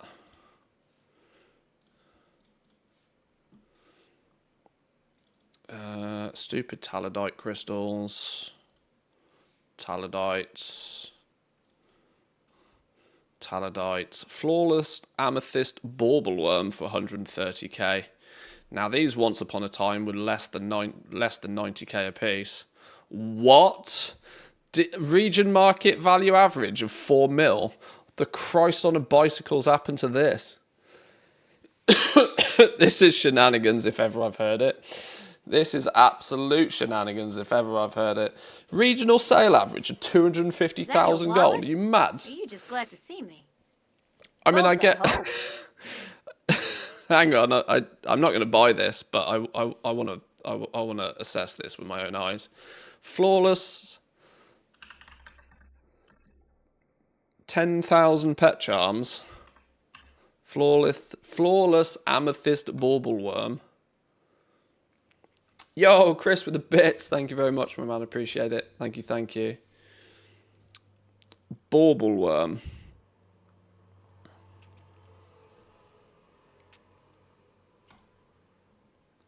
$131 of them across the EU.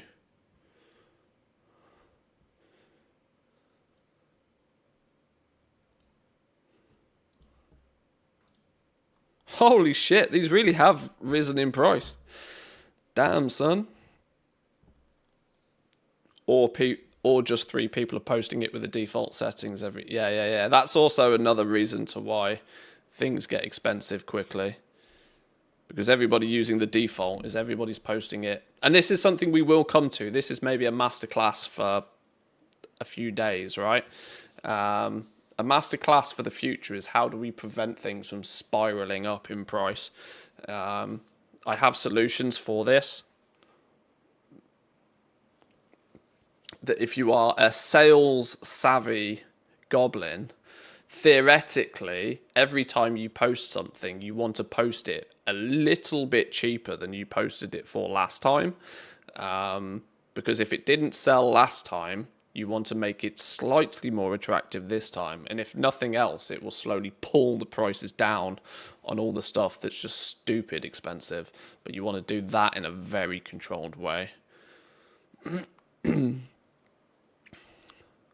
a more serious note, when are you... What was the more serious note? On a more serious note, when are you adding stuff to spend coffee beans on? Oh, yeah, I know. I'm going to convert them from coffee beans to, like, gold coins. That way you don't feel so bad for sitting on a big pile of them. Wasn't the bike invented after Christ walked the earth? How can it be Christ on a bicycle if they did not exist? I've just realised what you're going on about. That's just one of my random phrases that I don't know I say, but I just say. Reducing the price by 0.5% each time it expires. I've done this in the past too. Yeah, you slowly but surely want to actually pull down your normal price. If you end up being the only person listing an item on a realm, and more important, if you're the only person posting an item across many realms, because you've done some shenanigans, like by flipping all of them, you want to slowly but surely, over time, pull the price down, whereas most TSM users actually contribute to pushing the price up over time, which, from a common sense perspective, doesn't make any sense. If you couldn't sell something at 100,000 gold, why would you post it for 105,000 gold next time? Why would you then post it for 110,000 gold if it didn't sell again? Why would you, if you can't sell something, rise the price until it gets so ridiculous that there's absolutely no point in posting it? But the way that TSM works and how most people go about this is if they happen to be the only person posting something, they use a multiplier of something like the market price. And if that multiplier is above 100, you're actually only contributing to pushing the price of that item up over time rather than what you should be doing, which is pulling it down to get closer to its actual value. So it's... because you are more likely to sell something if you slowly but surely bring the price of it down. Because, you know, people might not pay any more than 10,000 gold for a piece of transmog. Meaning you could list everything for 11,000 gold and that person would not buy a single piece of your transmog just on principle that they don't pay over 10k for a piece of transmog. But soon as if you were to start dropping them to 9,500 gold, then they might be interested. The original Billis's master string had this incorporated, I think. I'd never used Billis's stuff in the past, although I know many people that have and did, and have all said it was very good. I think he, if he still plays at all, he plays Classic now. I don't think he touches Retail anymore.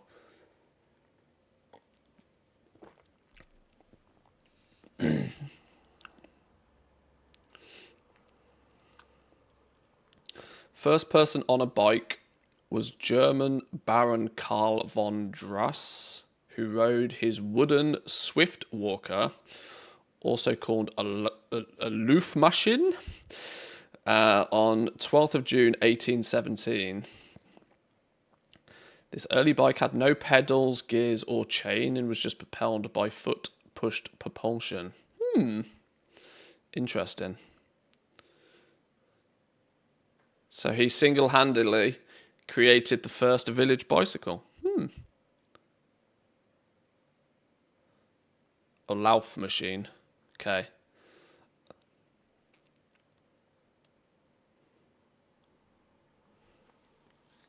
Interesting.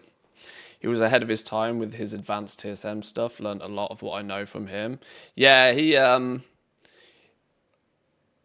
never really personally spoke to Billis much, but I knew of him and knew what he did just purely based on him being in the TSM, in the TSM community side of stuff.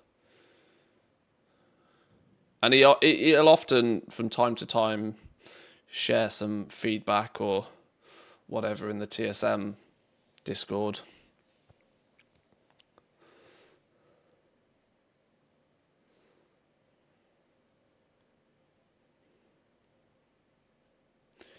If the number of expires is greater than 100, 90% normal sale price, etc. Yeah. So once something has expired X amount of times, you can start naturally then driving the price of it down, and it will drive the price down until somebody buys it from you. Even if it's a more sophisticated way of basically saying, right, this item I don't want it anymore. I could just go and vendor it. Alternatively, I'll keep posting it for another 20 days, dropping the price by 10% every time until it does eventually get snagged by somebody. And on average, that probably nets you more gold than just vendoring it.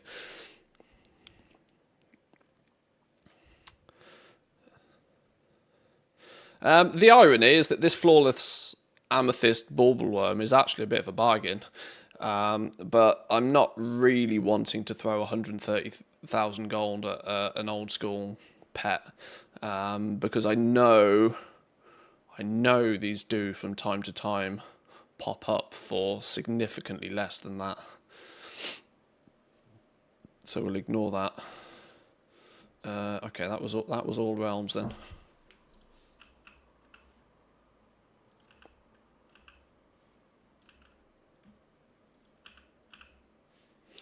Okay, the concept is that we were meant to be doing this much faster, but when I start randomly chatting to you guys, I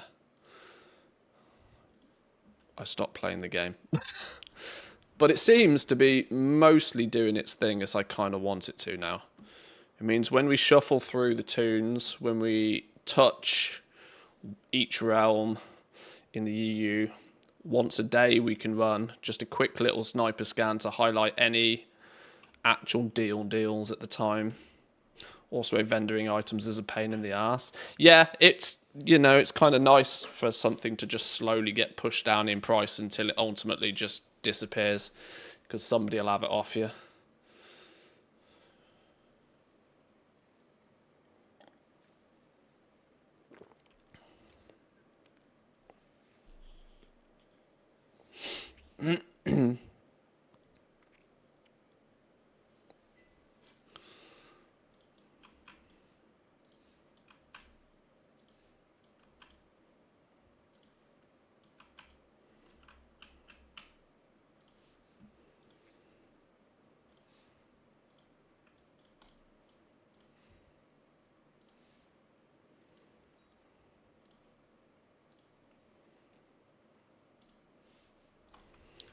Right. Tally is up on this realm. Let's just double check because it's been a minute since I've been doing anything. If Tally is up on this realm, it's in this pile of garbage over here. No, I don't think Tally is up on this realm, is it? Anybody got rares up anywhere else? Nitro? Who had Nitro? There's Nitro. Oh my god, frame rates.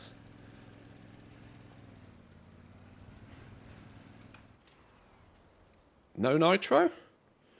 How did Nitro go ding and then Nitro not appear? Surely I didn't miss Nitro. Did it not phase me? Is that what all that buggy glitchiness was? It didn't phase me properly. Swigs? You shitting me?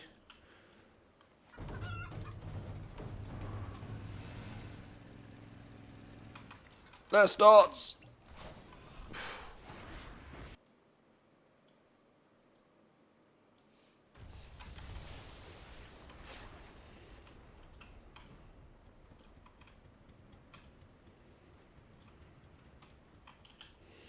I mean, if there's one thing to take away from this little adventure, is that if you actually want to start making some fancy strings, this is something I do basically every time I try and do something clever in TSM. I don't try and jump straight in and try and do the clever shit.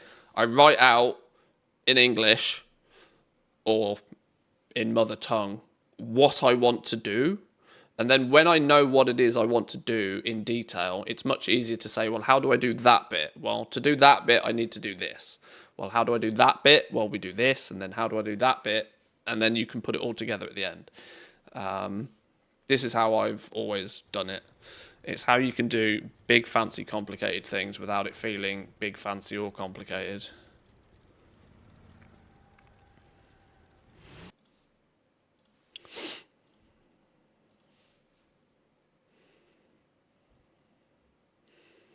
Who's this? Thwack.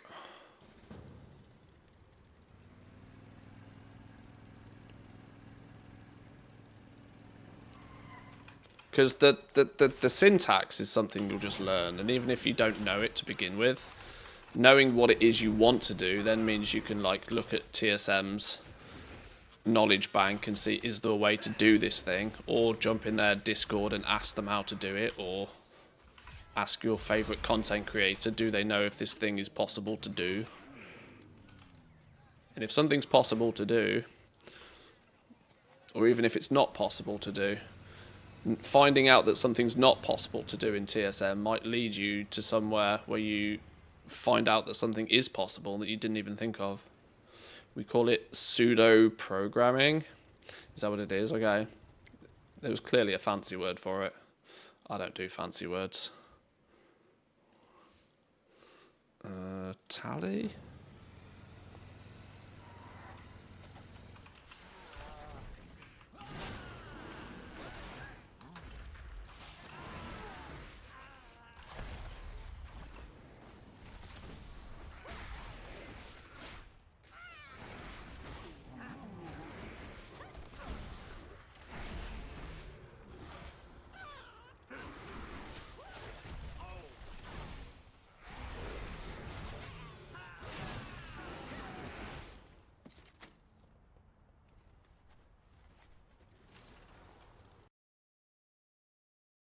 Who are we missing? Are we missing anybody, or was that all four? We're missing Nitro. Nitro's apparently here.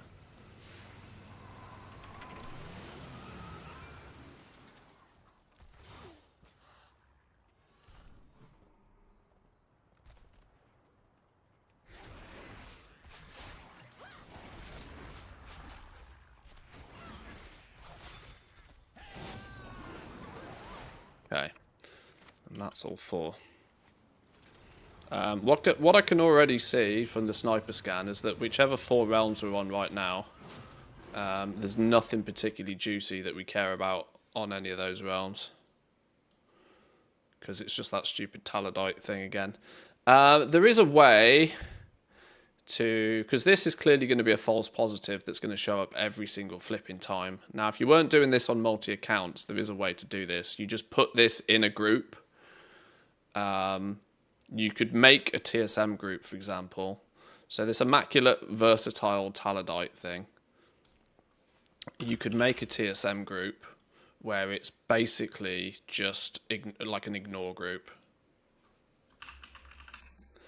You could add what was it called?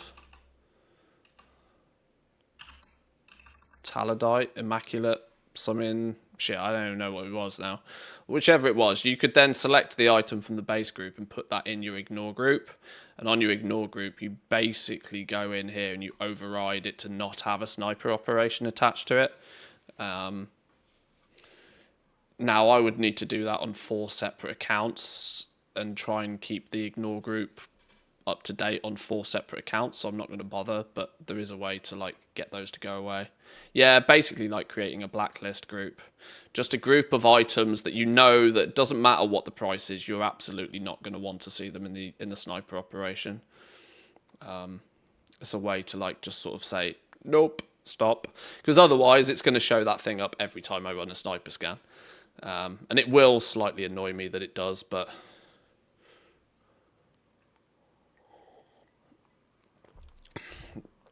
a cool thing that would be nice in TSM is if you could just like, you know, if there were blacklist options, you know, a tick box, blacklist this item, boom, I don't want to see it, don't care. The only time I would ever probably want to buy one of these is if it slips below the vendor price. And even then, I probably couldn't be bothered to buy it and then take it to a vendor for 1 gold 50. We wouldn't be doing this if we were that hard up for gold.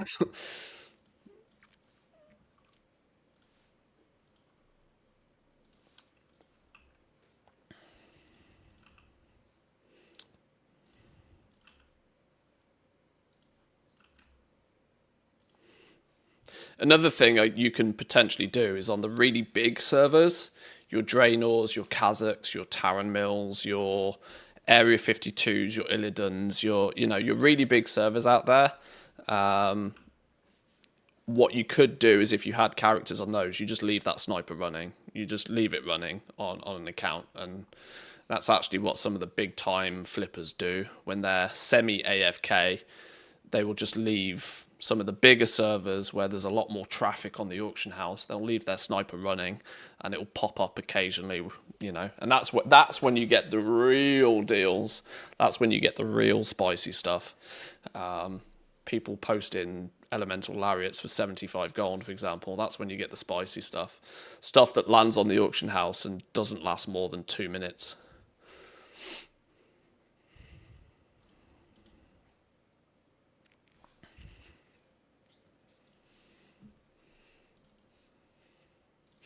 Because I'm kind of using the sniper scan more like a shopping scan, really, more than an actual sniper scan.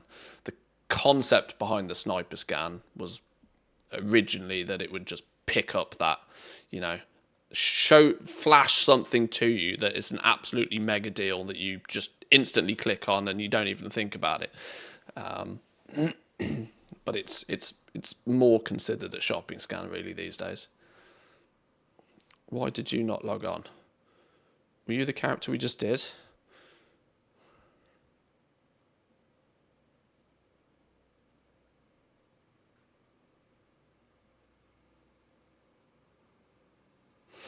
If it was such an amazing seller, just make 100 of them and distribute them across your banks. Yeah, I think we'll leave that crystal alone. Right. They all seem to be on the same realm, and they all seem to have all of the rares up. What is this wizardry?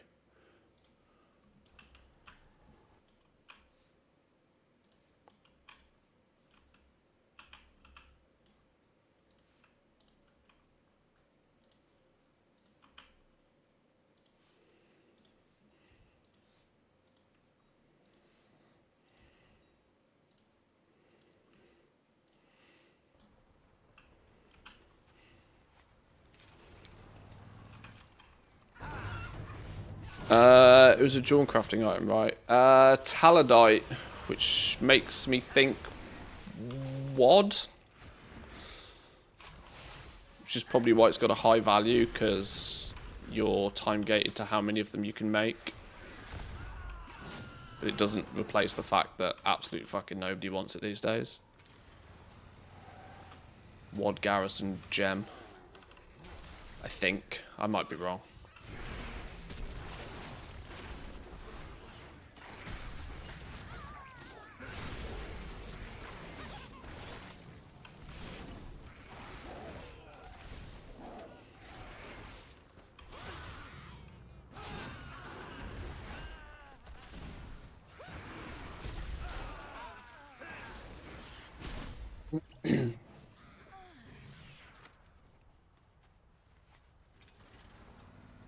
Gems are an interesting one though, because if we're gonna for 2 minutes talk about player housing, Jewel crafting is an interesting market for me when it comes to player housing, because gem studded is a clear and obvious aesthetic choice. Gem covered, you know, gem covered chair. Like, there's possibilities there. And if they start using old school crafted gems as materials, never know.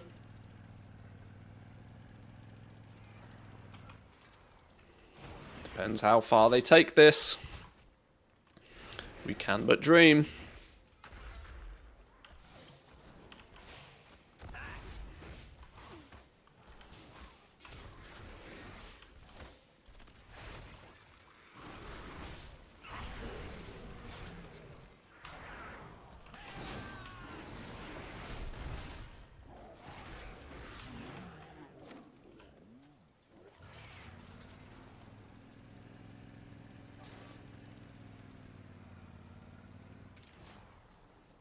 Right, that's all the rares. Flipping stupid crystal.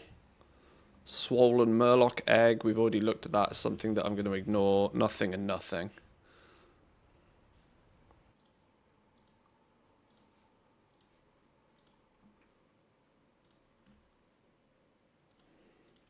So no deals on these realms. Take a Mechanica though.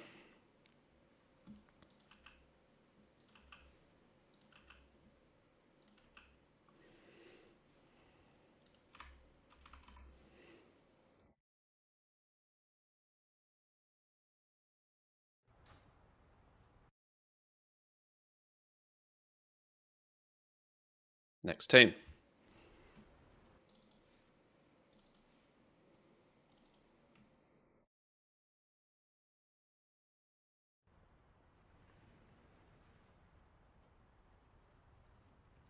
Some of the old gems are useful for twinks, depending on the meta, but it changes often.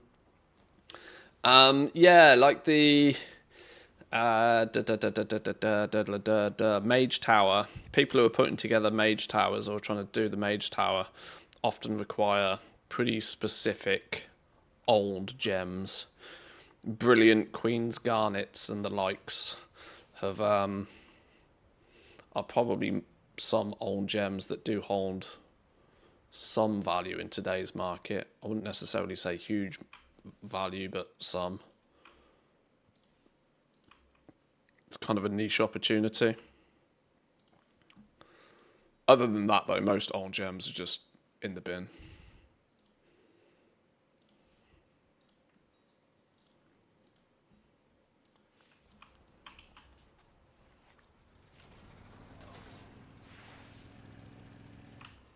Ooh, just got the tag on Nitro there. Thwack's up as well, so we'll get prepared to kill him.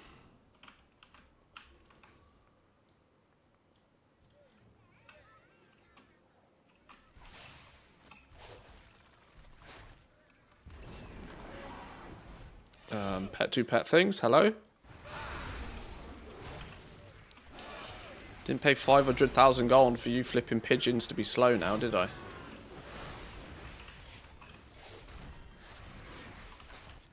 We still got this dude on our tail. Get out of here. There we go.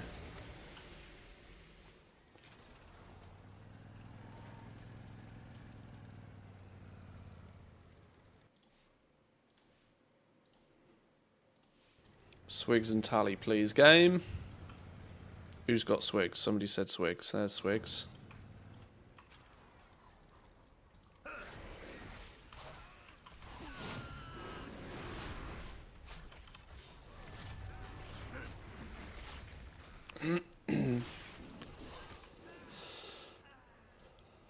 The best trick for the mage tower is just to wait until there's a broken trinket.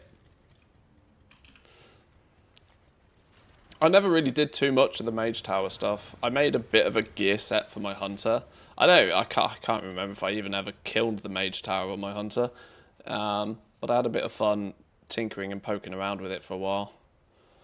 But I do kind of remember that the gear didn't really matter that much.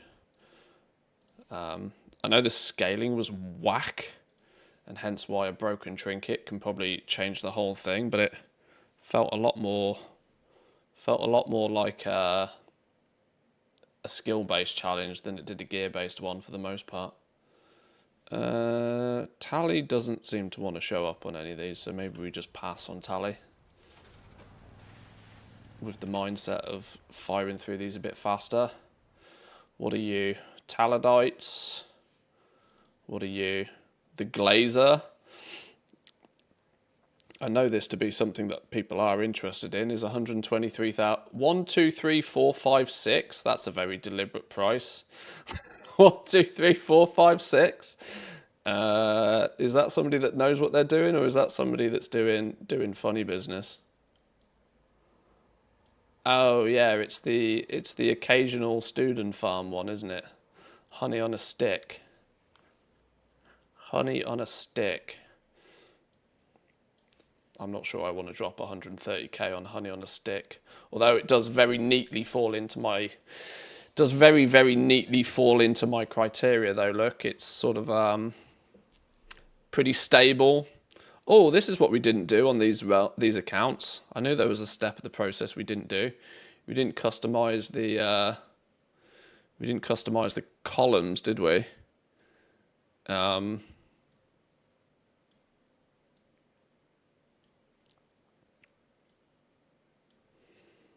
want to customize the columns a little bit here. So let's make sure we've got, what did we have? The region sale average and the trend.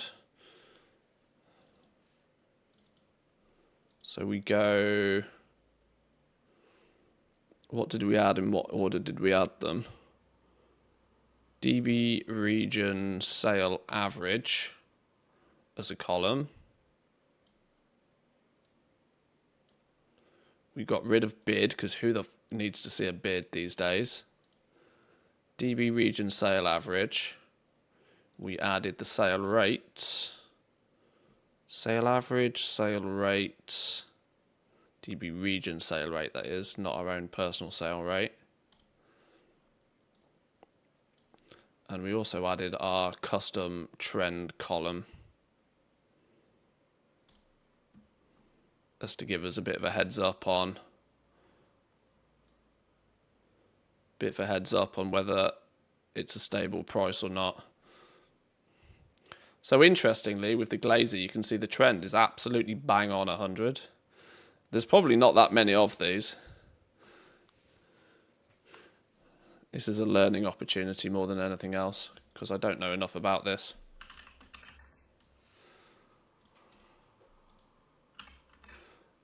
I knew it was a good transmog item from the word go, but I didn't know 200 of them across the EU. Yeah, it looks cool, but they're seriously inflated in value then, aren't they? Seriously inflated in value. There is absolutely zero shortage of these things. Absolutely zero shortage of them. I would go as far as to say that these are just massively transmog farmer inflated. I don't care if the drop rate's tiddly. There's absolutely no shortage of these. There's no reason they should be that expensive. Dropped by honey or bubbling mead. I mean, the drop rate is actually disgustingly low, mind.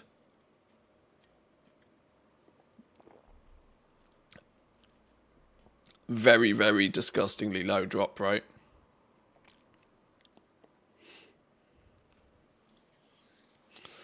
Finally farmed one up at 11,800 kills. I'd suggest putting on an audiobook and then just doing mindless loops listening to a story. I did this on and off for an hour or two every other night and it didn't feel too bad. For what it's worth, it dropped on my level 70 Horde Outlaw Rogue that had never been to BFA areas before this farm.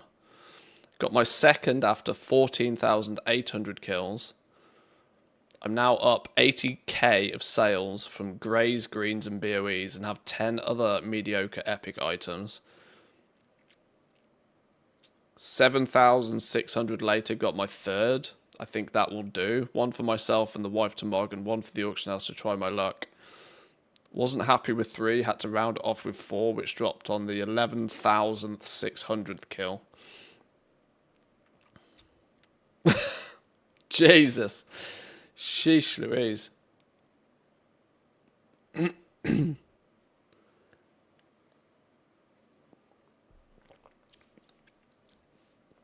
Which, in reality, does kind of make 100 and something thousand gold not a bad investment.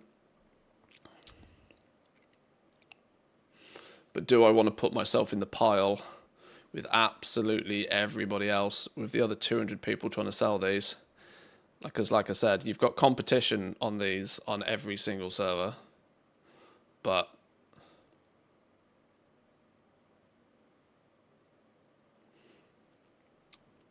they are cheap. Nah, look at some of the high pop servers like Kazakh and stuff. You can buy them consistently for 200 or so. It's a deal.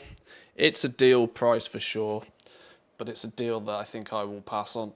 I don't want to drop that much gold on one item right now. Certainly not something that is hyper competitive and still has a... It's only just... The sale rate is only just above my threshold.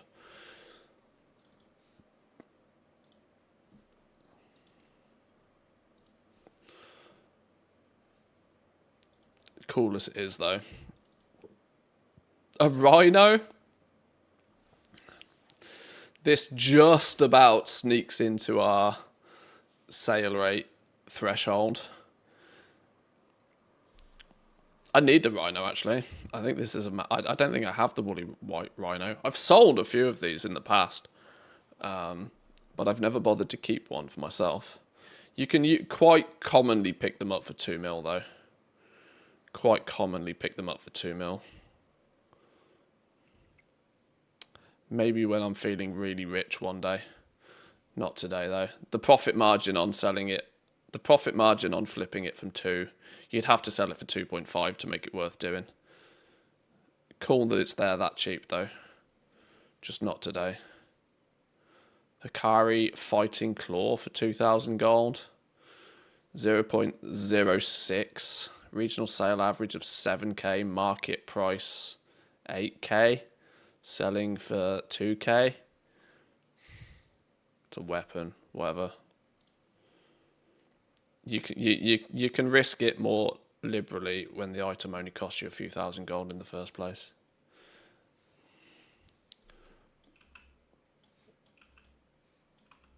Why you run all the way over there?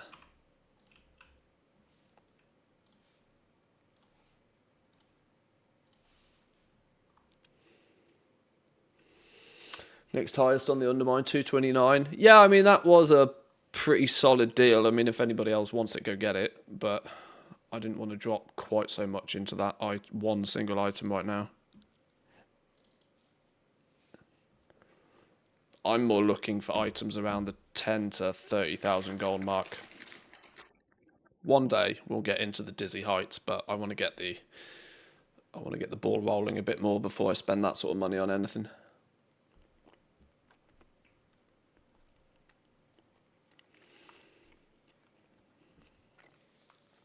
If there was less of those, I'd have probably considered it. But the fact that there's one on every single server already,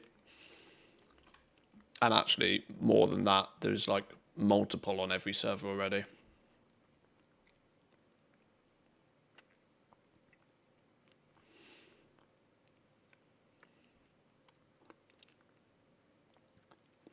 Sold on WoW Market at 1.8 mil, posted 4 hours ago. 9 days ago, 1.5 mil. Are we talking about the Rhino here?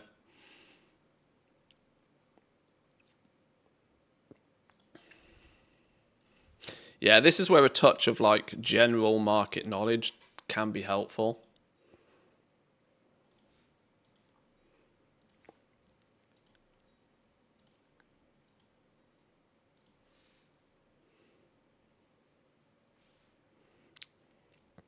No rares up. You kidding me? Not a bean. Not a sniff of a rare. Nitro? Nitro, tally. It's better.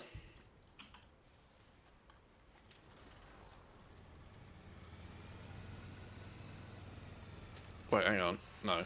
Wow, there's like 3 tallies on the floor.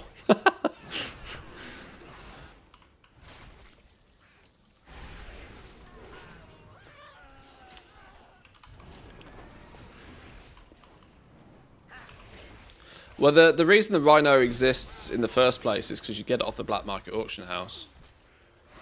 I don't know what... I can't remember what the minimum bid is on the black market auction house. But I think the minimum bid's only like 1 mil. It's kind of something that now I've got an 80 on every single server, I should pay a little bit of attention to. Taran Mill has the...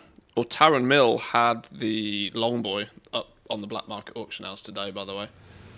It got gold capped, obviously, but the fact it turned up on Taran Mill, it's the first time I've seen it on a big server like that for quite a while.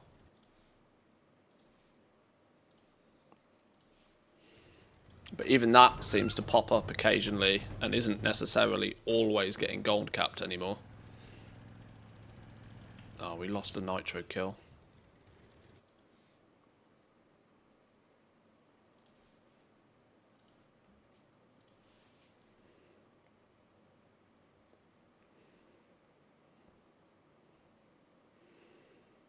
Okay, we're not having quite the same level of luck here, are we, with these rares? Nitro, Swigs, or Thwack anywhere, please. Are we all on the same shard? 73, 32, 73, 32, 73. Oh, we've only got visibility on 2 shards. That's the problem with this team. Thwack has just turned up, though.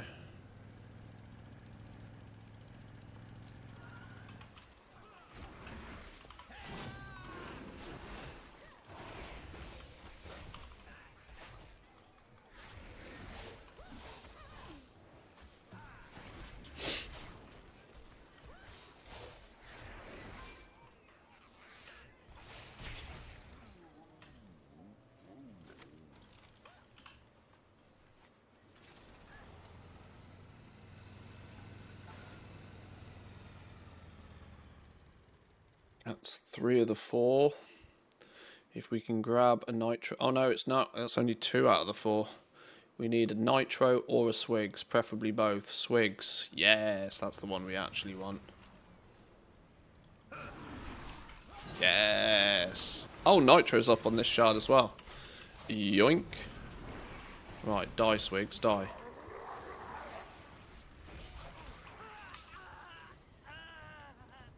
Ah, oh, Nitro's just died. Flipping Nora.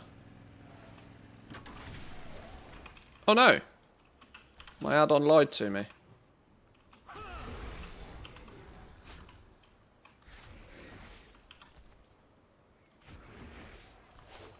Cool. 4 for 4 on this shard. Love that.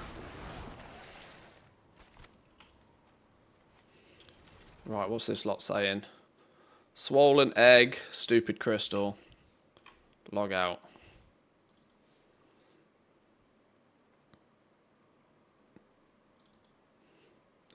Stupid gem, log out.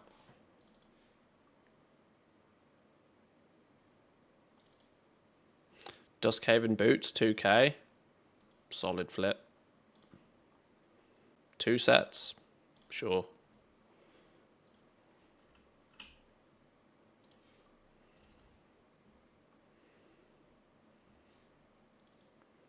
Stupid Murloc egg, stupid crystal. Yeah, this is where we really could do with a blacklist function. I might actually start building that list out, to be honest. It's going to be a bit annoying syndicating it across 4 different realms. Each time we have to blacklist something, but to not see the same thing 500 times might be less painful. There we go. That is now all of the realms. We've gone through, we've done all of our... It's taken me hours, right? Let's not forget, today this has taken flipping way longer than it should have done. But the concept is that we can now kill rares. We can quickly jump on the long boy. We can have a sniper scan running whilst we kill the rares. Then we can quickly empty the mailboxes, transfer over the mechanicas when we get them. We can drop a guild bank down if we need to, like, put a bunch of items in. We can do a whole lot very quickly on each team. And at the same time, we're tapping every single server at least once a day, looking for any bargains, whilst also killing rares, getting mechanicas. In what I think, if I was to, like, sit down, concentrate and focus, we could bang this whole thing out in like an hour, hour and a half. When we get a lot of expireds and have to relist stuff, that will take a bit of time for sure. But that can all be doing whilst we kill rares. That's the whole point. It doesn't need to be 2 separate events. But, boys and girls, it's Friday. We've hit the 4-hour mark. I'm going to call it there for today. And in turn, because it's Friday, the week.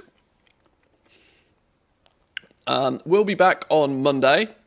We've got 11.17 launching next week. I was going to half potentially look at some stuff with that, but we'll do that Monday, Tuesday. I don't think there's a huge amount that we need to pay attention to, really. The Goblin event might have a bit of an impact to the Mechanica farm, but generally, I don't see too much. The biggest thing I'm interested in, more so than anything else, is with the launch of 11.17 next week. That means 11.2 info will start coming out almost instantly, which is what we're actually interested in. I'm more excited about the fact that we're getting closer to 11.2 than I am that 11.17 is coming next week, which is weird, but it is what it is. Have yourselves a wonderful weekend, though. Thank you for stopping by this week. If today's sort of mini TSM masterclass was kind of useful, we can do more of this stuff. I can talk TSM and we can dive through different things all day long. There are some stuff we'll have to do. We've done a sniper string today, which is kind of first in the list in order to be able to find some bargains. Next time we can start looking at then how do we set up auctioning operations to sell the bargains and to make sure that prices don't inflate and stuff like that. So we can work on that soon. But yeah, enjoy your weekend. I'll catch you on Monday. Have a good one. Peace.